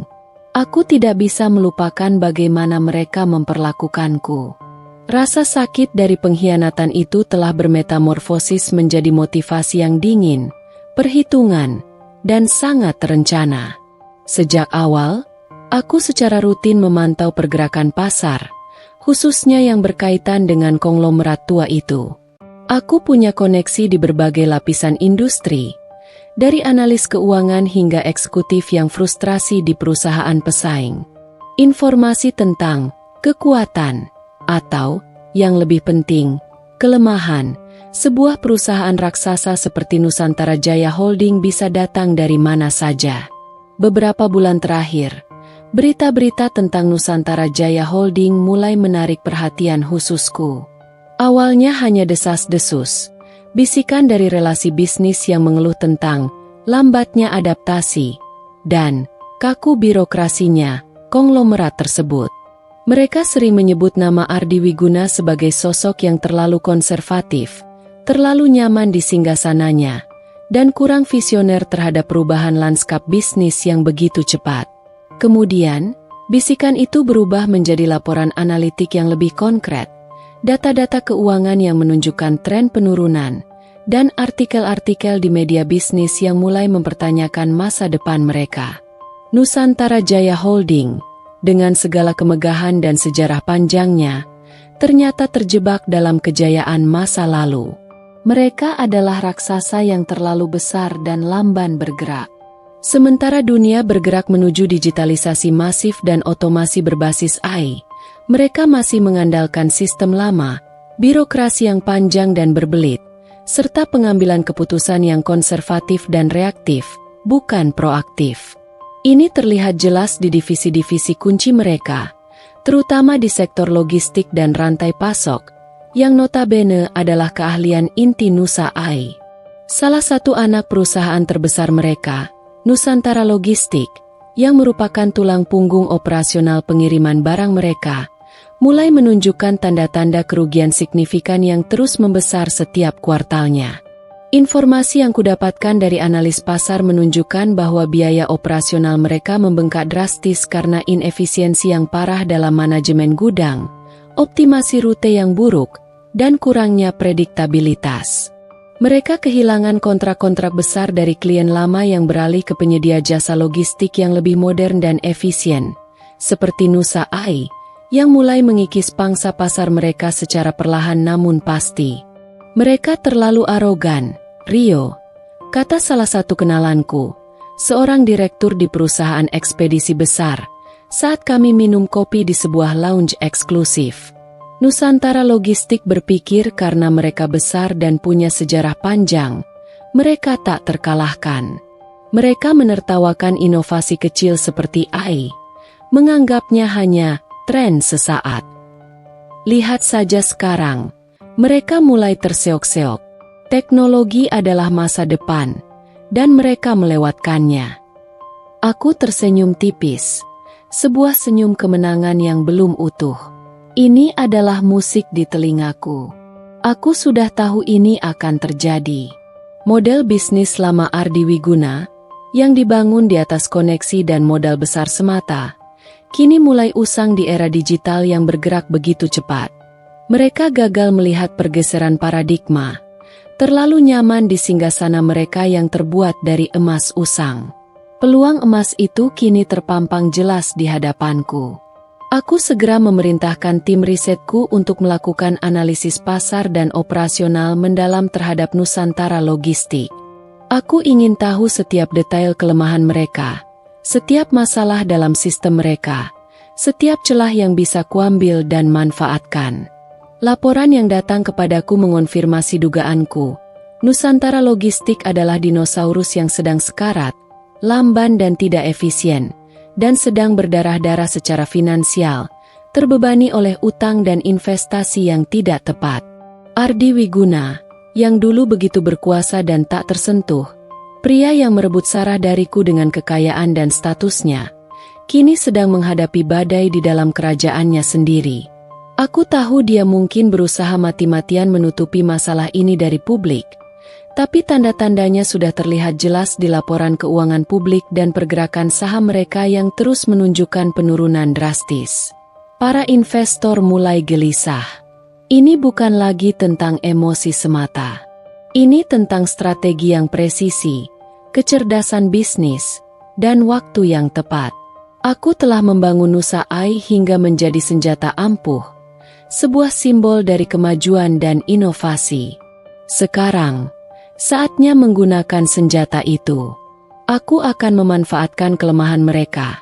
Aku akan menghantam di saat mereka paling rentan, saat mereka paling tidak siap. Tujuanku bukan hanya mengalahkan mereka di pasar, tapi mengambil alih sebagian dari kerajaan yang dibanggakan kakek tua itu. Sebuah tindakan yang akan menjadi pembalasan paling manis. Aku sudah menunggu momen ini dengan sabar. Momen di mana keangkuhan dan kekunoan mereka akan menjadi kejatuhan mereka sendiri.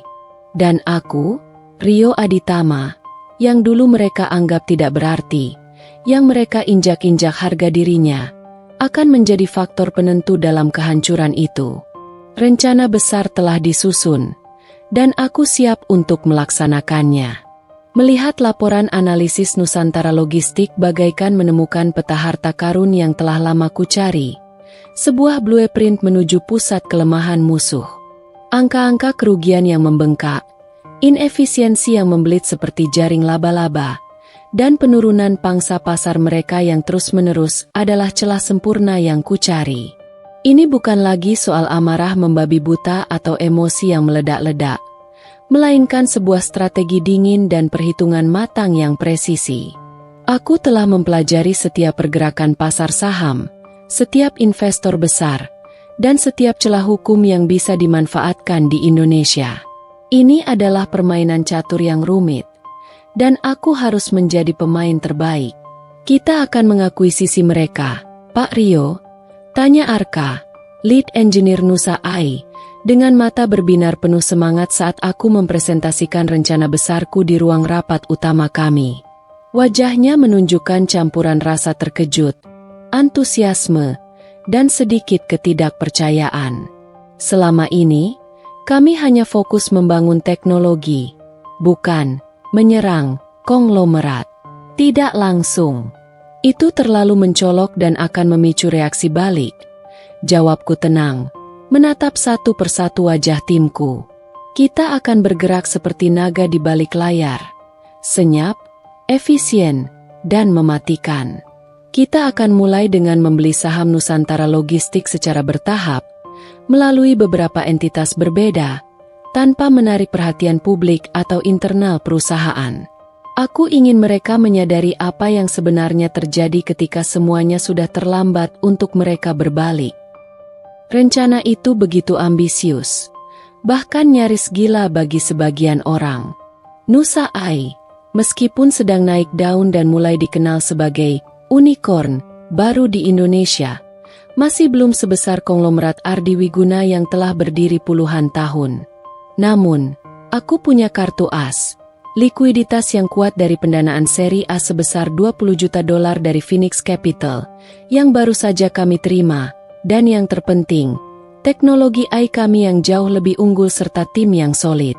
Aku mengumpulkan tim kepercayaanku yang paling inti, Pak Surya sebagai penasihat senior yang bijaksana, tim hukum internal kami yang baru direkrut, yang dipimpin oleh Bu Indah, seorang pengacara korporat ulung, dan tim finansial yang sangat cerdik.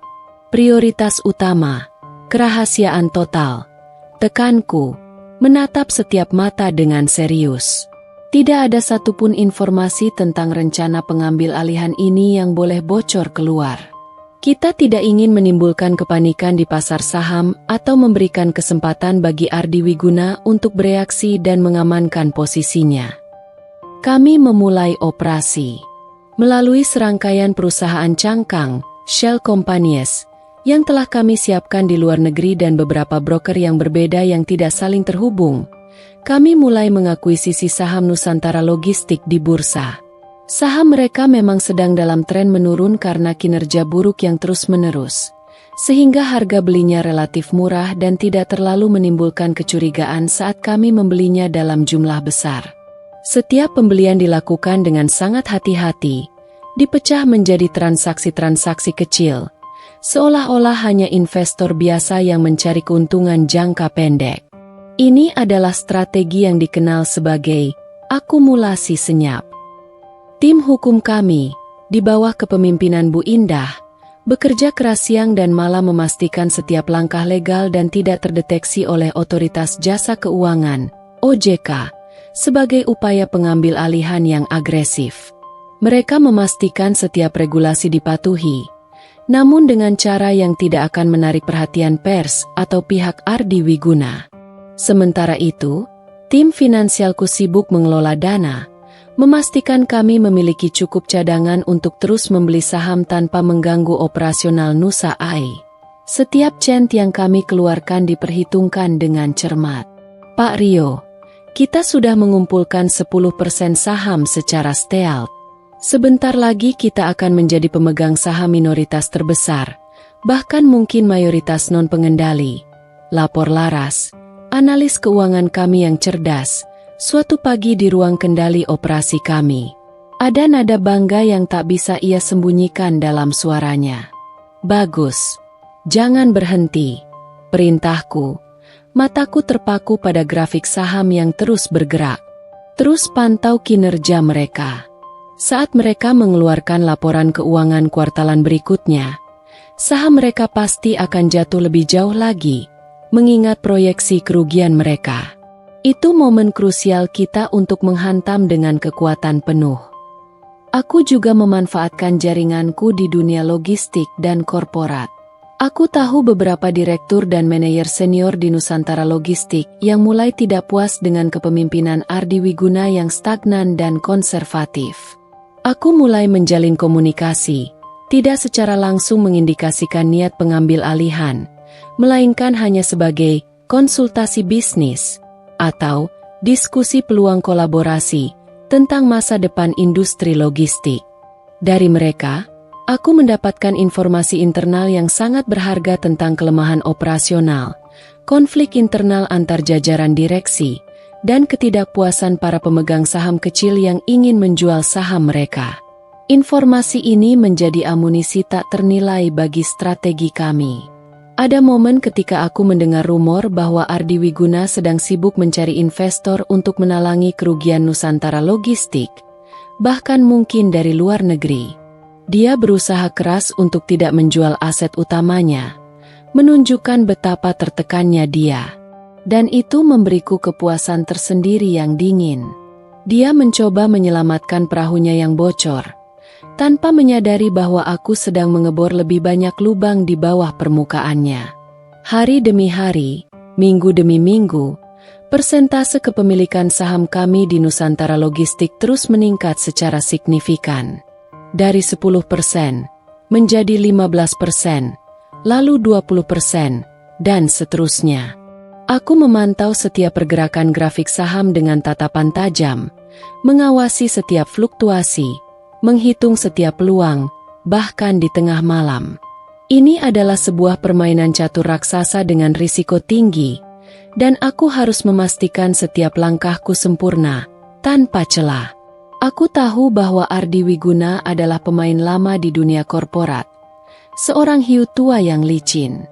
Dia pasti punya radar yang kuat. Namun, ia terlalu terbiasa dengan permainan kekuasaan lama, di mana kekuatan ditentukan oleh modal besar dan koneksi politik. Dia tidak melihat ancaman dari startup teknologi yang lincah, inovatif, dan agresif seperti Nusa AI, apalagi dari mantan suami yang ia anggap remeh, tidak punya taring. Dia mungkin menganggap masalahnya hanyalah gejolak pasar biasa, atau kesalahan manajemen internal yang bisa diatasi dengan suntikan dana. Dia tidak pernah menduga bahwa musuhnya kini sedang merayap masuk ke dalam kerajaannya sendiri, dari dalam. Tepat seperti prediksiku, saat laporan keuangan kuartalan Nusantara Logistik dirilis ke publik, hasilnya memang lebih buruk dari perkiraan pasar. Angka kerugian yang fantastis membuat saham mereka anjlok tajam, memicu kepanikan di kalangan investor kecil. Itulah momennya. Aku memberikan instruksi final pada tim finansial. Mereka bergerak cepat, memanfaatkan penurunan harga drastis itu untuk membeli saham dalam jumlah besar dari para investor yang panik, memastikan kami melewati ambang batas mayoritas. Malam itu, setelah berbulan-bulan bergerak senyap, menahan napas, dan merencanakan setiap langkah, aku akhirnya melihat angka-angka itu terpampang di layar monitor utama. Nusa AI, melalui entitas-entitasnya, kini secara efektif memegang 51% saham Nusantara Logistik. Aku telah merebut kendali atas anak perusahaan kunci konglomerat Ardi Wiguna. Ini adalah kemenangan pertama yang gemilang, langkah awal dari pembalasan yang sesungguhnya. Aku belum menunjukkan diri. Aku ingin mereka terkejut, terjatuh dari singgasana mereka, dan baru kemudian menyadari siapa yang menjatuhkan mereka. Senyum tipis, dingin, dan penuh kemenangan merekah di bibirku. Pagi itu, udara di Jakarta terasa tegang, syarat dengan antisipasi, seolah kota itu sendiri menanti sebuah pengumuman besar yang akan mengguncang pondasinya. Aku duduk tenang di ruang direksi utama Nusa AI, memandangi layar dashboard berukuran raksasa yang menampilkan grafik saham Nusantara Logistik. Angka 51% kepemilikan kami terpampang jelas di sana, sebuah penanda kemenangan senyap yang telah kurajut berbulan-bulan. Aku telah mempersiapkan momen ini dengan segala detail. Setiap langkah, setiap reaksi yang mungkin muncul, semuanya telah kuprediksi dan direncanakan dengan cermat. Hari ini adalah hari di mana kebenaran akan terungkap, bukan melalui desas-desus atau bisikan rumor, melainkan melalui pengumuman resmi yang tak terbantahkan, yang akan mencetak sejarah di bursa saham. Semua siap, Pak Rio, lapor Bu Indah, kepala tim hukum kami. Suaranya tenang namun penuh antisipasi yang tak bisa disembunyikan. Di sampingnya, tim PR kami sudah siap di garis depan, menanti instruksi terakhir. Pengumuman ke Bursa Efek Indonesia, BI, akan dirilis dalam 5 menit. Siaran pers sudah disebar ke media-media besar nasional dan internasional. Situs web Nusa AI juga sudah kami perbarui dengan pengumuman resmi ini. Aku mengangguk perlahan, jantungku berdegup kencang, bukan karena gentar atau keraguan, melainkan karena antusiasme dingin yang membakar di dalam dadaku. Ini adalah puncaknya. Semua kerja keras yang melelahkan, pengorbanan yang tak terhitung, dan rasa sakit yang telah kutelan dalam diam selama ini, kini akan terbayar lunas. Ini adalah pembalasan yang manis. Tepat pukul 9 WIB, alarm di ponselku berdering, menandakan waktu yang ditentukan. Bersamaan dengan itu, pengumuman resmi dirilis ke publik. Berita itu menyebar bak api di padang rumput kering yang haus informasi. Para analis pasar terkemuka, investor kakap, dan seluruh pelaku bisnis di Indonesia, bahkan beberapa di Asia Tenggara, terkejut dan terbelalak. Nusa AI, startup teknologi yang selama ini dikenal inovatif namun relatif kecil dibandingkan konglomerat raksasa, secara senyap telah mengakuisisi mayoritas saham Nusantara Logistik, anak perusahaan strategis dan tulang punggung operasional dari konglomerat raksasa Nusantara Jaya Holding. Sebuah berita yang mengejutkan, karena jarang sekali sebuah startup bisa melakukan pengambil alihan terhadap entitas sebesar itu, apalagi dari konglomerat sekelas Ardi Wiguna. Ponselku mulai bergetar tanpa henti. Layarnya terus menyala dengan notifikasi. Telepon dari berbagai media massa yang meminta wawancara eksklusif, ucapan selamat dari kolega lama dan baru, serta pertanyaan-pertanyaan mendesak dari orang-orang yang baru menyadari skala akuisisi yang monumental ini. Aku membiarkan tim PR kami yang mengurusnya, mengarahkan mereka untuk hanya memberikan pernyataan resmi yang telah disiapkan. Aku hanya ingin fokus pada satu hal, reaksi mereka, Ardi Wiguna dan, yang tak kalah penting, Sarah. Aku tahu mereka pasti sudah mendengar. Aku bisa membayangkan kepanikan dan kekacauan yang melanda kantor pusat Nusantara Jaya Holding. Ardi Wiguna, sang kakek tua yang angkuh dan berkuasa, yang selama ini merasa tak tersentuh, pasti sedang marah besar, mungkin bahkan berteriak memanggil semua direksinya. Kerajaannya, yang ia bangun dengan susah payah selama puluhan tahun, kini mulai direbut dari dalam, dimakan perlahan oleh entitas yang sama sekali tidak ia perhitungkan. Tidak lama kemudian, seperti yang sudah kuduga, ponsel di mejaku berdering. Tampilan layarnya menunjukkan nomor pribadi Ardi Wiguna, nomor yang dulu kuhafal saat Sarah sering menyebutnya. Aku menatapnya sejenak, senyum tipis, dingin, dan penuh kemenangan terukir di bibirku. Ini dia, momen yang kutunggu. Aku mengangkat panggilan itu, menekan tombol loudspeaker agar tim intiku juga bisa mendengarkan. Rio, apa-apaan ini? Suara Ardi Wiguna menggelegar dari speaker ponsel, penuh amarah yang tak terkendali dan ketidakpercayaan yang mendalam. Apa maksud semua ini? Bagaimana bisa kau melakukan ini? Siapa kamu sebenarnya? Berani sekali kau. Aku menarik napas perlahan, menikmati setiap detik kemarahannya yang sia-sia. Selamat pagi, Pak Ardi. Jawabku tenang, suaraku terkontrol sempurna, penuh dengan nada percaya diri yang dingin, yang pasti sangat menusuk egonya. Saya Rio Aditama, CEO Nusa AI. Dan seperti yang Anda lihat, saya adalah pemegang saham mayoritas baru Nusantara Logistik. Ada keheningan yang mencekam di ujung telepon, keheningan yang lebih berat daripada kata-kata. Ardi Wiguna pasti sedang mencerna semua informasi itu. Otaknya berpacu mencoba menghubungkan titik-titik yang selama ini ia abaikan. Kemudian, suaranya kembali, kali ini sedikit lebih rendah, lebih serak, namun masih penuh amarah yang bercampur frustrasi. Rio Aditama? Tapi, nama itu tidak mungkin. Kau siapa? Oh, itu mungkin saja, Pak Ardi, sahutku, memotong ucapannya, tak memberinya kesempatan untuk menyangkal. Aku ingin menjatuhkan bom yang sesungguhnya, dan saya rasa Anda tahu betul nama Rio itu. Saya Rio, mantan suami dari Sarah, yang sekarang, saya dengar, telah menjadi istri Anda. Dek, kali ini, keheningan di ujung telepon lebih panjang, lebih mematikan. Aku bisa mendengar Ardi Wiguna terkesiap, seperti paru-parunya tiba-tiba berhenti berfungsi. Seluruh duniaku yang runtuh 3 tahun lalu kini seolah berbalik, ganti menghantamnya dengan telak. Dia tidak pernah menduga. Dia tidak pernah membayangkan bahwa pria yang ia anggap remeh, pria yang istrinya ia rebut, akan bangkit dari abu dan menyerang kerajaannya dari dalam. Kamu melakukannya hanya untuk ini? Untuk membalas dendam. Suara Ardi Wiguna terdengar lemah, bahkan sedikit putus asa. Jejak-jejak kekuatan dan arogansi yang dulu menguar darinya kini menguap. Tidak, Pak Ardi. Saya melakukannya untuk harga diri saya. Jawabku tegas, dingin, tanpa sedikit pun emosi.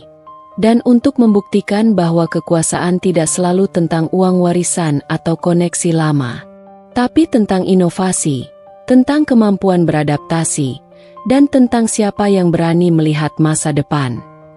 Aku sengaja menambahkan penekanan pada uang warisan dan koneksi lama, menyindir latar belakangnya. Aku tidak memberikan kesempatan baginya untuk berbicara lebih lanjut, untuk mencari pembelaan, atau untuk memohon.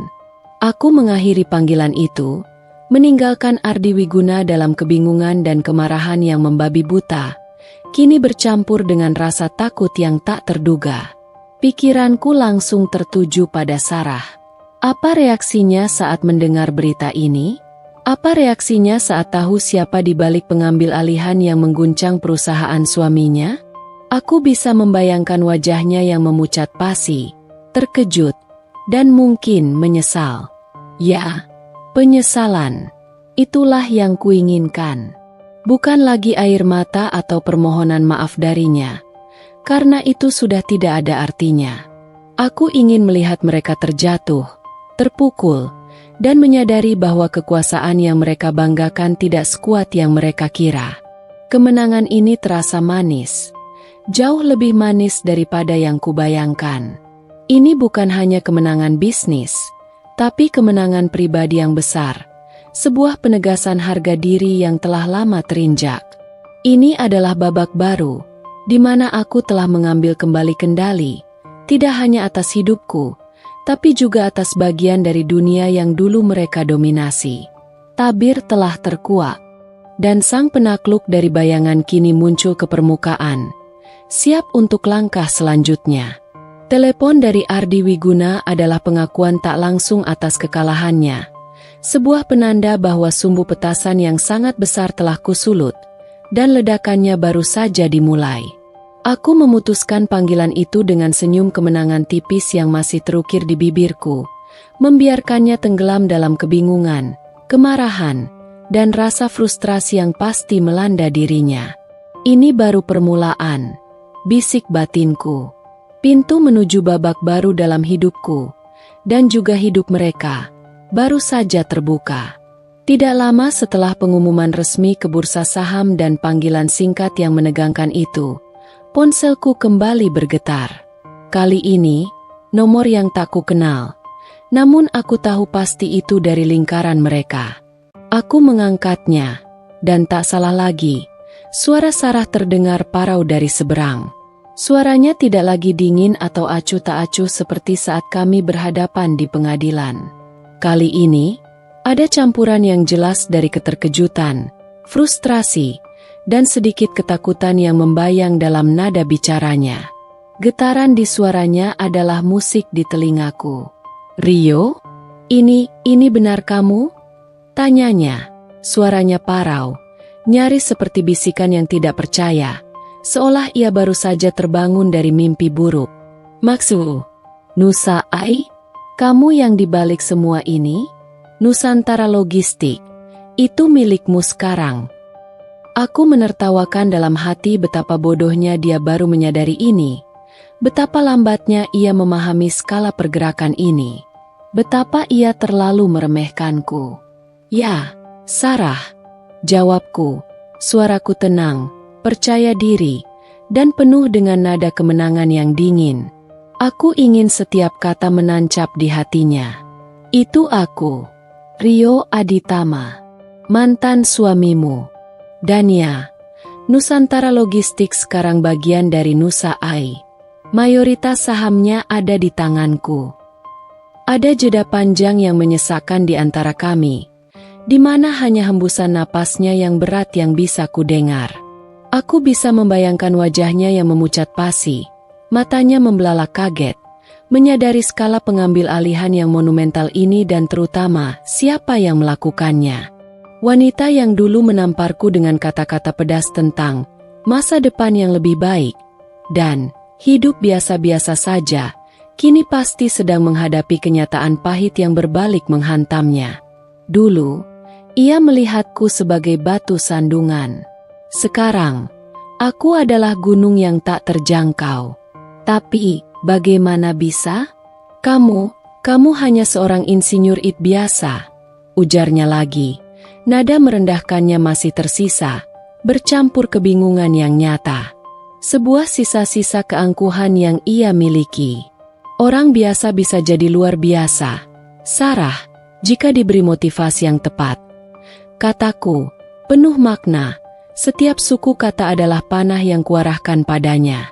Seperti pengkhianatan dan harga diri yang terinjak-injak. Misalnya, itu adalah motivator terbaik. Keheningan kembali menyelimuti percakapan kami. Kali ini lebih lama. Aku membiarkan kata-kataku meresap, membiarkannya bergaung di benaknya. Sarah pasti sedang mengingat kembali hari-hari di mana dia meninggalkanku. Kata-kata pedasnya yang menghina, bagaimana dia memilih Ardi Wiguna demi kemewahan, status, dan keamanan finansial semu. Dan kini, pria yang ia pilih, pria yang seharusnya memberinya masa depan yang lebih baik, telah kehilangan salah satu aset terbesarnya, direbut oleh pria yang ia buang. Ironi yang begitu manis. Sebuah lingkaran karma yang sempurna. Pak Ardi, dia sangat marah, bisiknya. Suaranya nyaris tak terdengar, kini penuh dengan kegugupan dan kekhawatiran yang nyata. Ini bukan lagi Sarah yang penuh percaya diri dan ambisius, tapi wanita yang rapuh dan khawatir akan statusnya yang kini terancam. Ia merasakan panasnya bara api yang selama ini kunyalakan. Aku bisa membayangkan, jawabku dingin, tanpa sedikit pun rasa kasihan. Sampaikan salamku padanya, dan katakan padanya, ini baru permulaan. Aku tidak ingin memberinya harapan palsu atau ruang untuk negosiasi. Ini adalah deklarasi perang. Aku mengakhiri panggilan. Tidak ada lagi yang perlu dikatakan. Aku tidak merasakan kepuasan yang menggebu-gebu seperti yang kuduga. Hanya sebuah rasa dingin yang tenang, namun dalam. Sebuah kepuasan yang mendalam, bukan karena penderitaan mereka semata, tapi karena aku telah membuktikan diriku. Pembalasan ini bukanlah tentang teriakan atau tangisan, melainkan tentang aksi nyata, hasil konkret, dan dampak yang tak terelakkan. Di kantor pusat Nusantara Jaya Holding, badai pasti sedang melanda. Aku bisa membayangkan hiruk-pikuk di sana. Direksi-direksi panik. Saham Nusantara Jaya Holding yang secara keseluruhan mungkin akan ikut tergerus. Ardi Wiguna dikenal sebagai pengusaha yang keras kepala, tak mau kalah, dan sangat protektif terhadap kerajaannya. Dia pasti akan mengerahkan segala cara untuk mempertahankan apa yang tersisa dari kerajaannya. Aku tahu, ia akan mencari cara untuk membalas, untuk menghancurkan Nusa Ai, atau setidaknya melumpuhkannya. Namun, aku sudah siap. Aku telah mempelajari setiap pergerakan dan strategi bisnisnya, setiap trik yang mungkin ia gunakan. Aku sudah mengantisipasi setiap serangan baliknya. Berita tentang akuisisi ini mendominasi media nasional. Bahkan media bisnis internasional mulai menyorotinya. Foto-fotoku sebagai CEO Nusa Ai terpampang di mana-mana, di halaman depan majalah bisnis terkemuka, di situs berita finansial. Perjalanan karierku dari insinyur sederhana yang tak dikenal hingga menjadi Raja Ai Logistik dan penakluk konglomerat tua menjadi sorotan utama. Kisah Nusa Ai menjadi inspirasi bagi banyak startup lain. Aku yakin, Sarah pasti melihatnya. Dia pasti merasakan perihnya penyesalan dan penyesalan yang mendalam melihatku bangkit, jauh di atas ekspektasinya. Jauh di atas semua yang pernah ia bayangkan. Aku telah menjadi pria yang lebih baik dari yang ia cari, tanpa perlu mengorbankan integritas. Ini adalah pertempuran yang baru dimulai, namun aku telah memenangkan satu pertempuran kunci yang sangat penting, merebut benteng pertama mereka. Namun, perang belum usai. Ardi Wiguna adalah lawan yang tangguh, dan aku tidak akan meremehkannya sedikit pun. Dia akan menyerang. Tapi satu hal yang pasti, aku tidak akan pernah lagi menjadi Rio yang dulu mereka remehkan, yang dulu mereka anggap tak berdaya. Aku adalah Rio Aditama, seorang penguasa baru di medan perang bisnis, dan aku siap untuk melanjutkan perjalanan menuju puncak, siap untuk menghadapi setiap tantangan yang akan datang. Langkah selanjutnya akan lebih besar, lebih berani, dan lebih menentukan. Gempa bumi yang kurasakan saat perceraianku terjadi, kini telah berganti wujud menjadi gempa susulan yang menghantam balik pihak mereka. Setelah pengumuman akuisisi Nusantara Logistik, dunia bisnis Jakarta, bahkan seantero negeri, bergejolak. Media massa sibuk memberitakan David dan Goliat di dunia korporat. Seorang startup AI yang lincah menaklukkan anak perusahaan konglomerat tua yang arogan. Namaku, Rio Aditama, dan nama Nusa Ai menjadi headline di mana-mana. Namun, aku tahu ini bukan akhir. melainkan awal dari babak baru dalam pertarungan ini. Ardi Wiguna tidak akan diam. Prediksiku benar. Tak sampai 24 jam setelah pengumuman, pergerakan di lantai bursa mulai menunjukkan ketidakpastian. Saham Nusantara Jaya Holding, meskipun induk perusahaan, merasakan dampaknya. Beberapa investor besar mulai khawatir, menanyakan tentang stabilitas kepemimpinan Ardi Wiguna. Aku mendapatkan informasi dari sumber-sumber internal bahwa Ardi Wiguna mengadakan rapat darurat dengan seluruh jajaran direksi, termasuk Sarah, yang duduk di sana sebagai salah satu direktur. Kemarahannya pasti meluap-luap.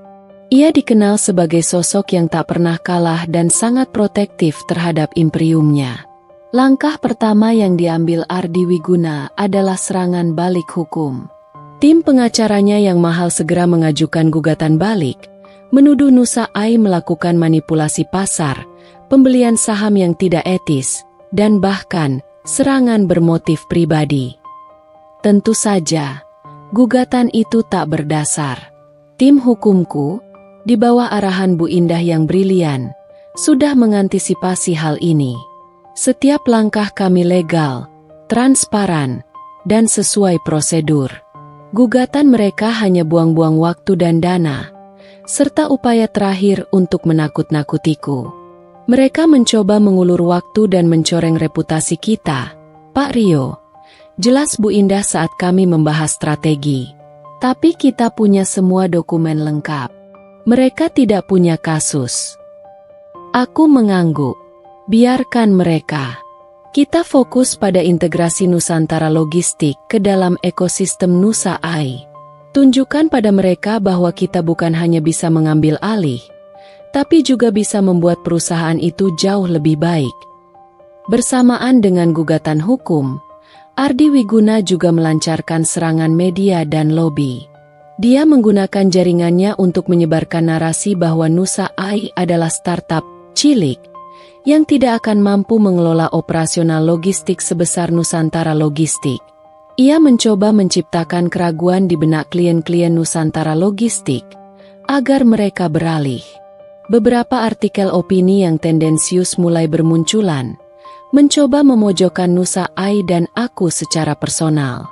Ada juga desas-desus tentang motivasi dendam pribadi yang disebar secara halus. Namun, kami sudah siap. Tim PR kami segera merespons dengan data, testimoni dari klien-klien Nusa AI, dan pernyataan yang menekankan fokus kami pada inovasi dan efisiensi. Aku sendiri muncul di beberapa wawancara eksklusif, bukan untuk merendahkan Ardi Wiguna, melainkan untuk menjelaskan visi besar Nusa AI dan bagaimana teknologi kami akan merevolusi industri logistik, termasuk Nusantara Logistik yang kini kami pegang. Aku menjaga ekspresiku tetap profesional, seolah ini murni pertarungan bisnis, bukan balas dendam pribadi. Kami hadir untuk membawa perubahan positif dan meningkatkan efisiensi di industri logistik Indonesia. Nusantara Logistik memiliki potensi besar, dan kami yakin dengan sentuhan teknologi AI kami, perusahaan ini akan kembali berjaya, bahkan lebih dari sebelumnya. Kataku dalam sebuah wawancara televisi, sambil tersenyum tipis. Kalimat itu adalah pukulan halus untuk Ardi Wiguna yang stagnan. Sementara badai hukum dan media berlangsung, aku mendapatkan informasi dari salah satu sumber kepercayaanku di lingkaran internal Nusantara Jaya Holding. Sebuah kabar yang cukup menarik. Sarah semakin tertekan. Peranannya sebagai direktur di perusahaan itu menjadi sorotan. Dia berada di antara dua kubu, kesetiaannya pada Ardi Wiguna sebagai suami barunya, dan posisinya di sebuah perusahaan yang kini sebagian besar sahamnya dikuasai oleh mantan suaminya sendiri. Rumor beredar bahwa Ardi Wiguna menyalahkannya atas insiden ini, menuduhnya kurang awas terhadap pergerakan pasar atau bahkan berkhianat. Sarah, yang dulunya ambisius dan penuh percaya diri, kini dihadapkan pada kenyataan pahit bahwa masa depan yang lebih baik yang ia kejar ternyata tidak semulus yang ia bayangkan. Ia menghadapi tekanan dari suami barunya, dari kolega, dan dari bayang-bayang masa lalunya. Suatu sore, aku sedang dalam perjalanan pulang dari kantor, terjebak macet di sebuah persimpangan di Kuningan. Pandanganku tak sengaja tertuju pada sebuah mobil sedan mewah yang berhenti di sampingku. Dari jendela yang sedikit terbuka, aku melihatnya. Sarah. Wajahnya terlihat letih. Jauh berbeda dari Sarah yang berseri-seri di foto honeymoon itu. Ada kerutan di dahinya, dan sorot matanya kosong, penuh beban. Ia sedang berbicara di telepon. Ekspresinya tegang. Kami berdua terdiam, hanya dipisahkan oleh kaca mobil dan waktu yang singkat. Matanya bertemu dengan mataku. Seketika, ekspresi lelahnya berubah menjadi terkejut, lalu malu, dan akhirnya sedikit penyesalan yang tak bisa ia sembunyikan. Penyesalan? Atau hanya ketidaknyamanan karena bertemu denganku dalam situasi ini? Aku tidak tahu, tapi aku merasakan ada sesuatu yang berbeda di tatapan matanya. Ia tampak ingin mengatakan sesuatu. Bibirnya sedikit terbuka, namun klakson dari mobil di belakang kami berbunyi nyaring. Lampu lalu lintas berubah hijau. Mobilnya bergerak maju, menjauhiku, dan menghilang di tengah kemacetan. Pertemuan tak terduga itu meninggalkan kesan aneh. Aku tidak merasakan kemarahan yang membakar seperti dulu. Hanya sebuah rasa dingin, hampa, namun sekaligus sebuah konfirmasi. Sarah telah melihatku. Ia melihat Rio yang berbeda. Rio yang telah bangkit, yang telah memenuhi janjinya, dan yang kini menjadi ancaman nyata bagi dunia barunya. Pertarungan ini masih panjang, dan aku tahu Ardi Wiguna akan terus menyerang. Tapi aku sudah siap. Aku tidak lagi bertarung untuk Sarah, atau untuk harga diriku semata. Aku bertarung untuk membuktikan bahwa kebenaran akan selalu menemukan jalannya, dan bahwa integritas akan selalu menang melawan ambisi buta. Dan aku, Rio Aditama, akan memastikan mereka merasakan setiap dampak dari pilihan mereka. Pertemuan singkat dengan Sarah di tengah kemacetan Jakarta meninggalkan kesan yang tak terduga. Bukan lagi kemarahan yang membakar, melainkan sebuah konfirmasi bahwa dia telah melihatku. Ia melihat Rio yang berbeda, bukan lagi pria yang rapuh dan hancur, melainkan seseorang yang telah bangkit dan kini menjadi ancaman nyata bagi dunia barunya. Namun, di balik itu, aku tidak membiarkan emosi pribadi menguasai. Fokus utamaku adalah konsolidasi Nusantara logistik dan integrasinya ke dalam ekosistem Nusa AI. Aku tahu Ardi Wiguna tidak akan tinggal diam. Gugatan hukum dan serangan media hanyalah awal. Dia adalah pemain lama, dan aku harus lebih sigap. Selama beberapa minggu berikutnya, aku dan tim intiku bekerja tanpa henti. Kantor Nusa AI terasa seperti pos komando perang.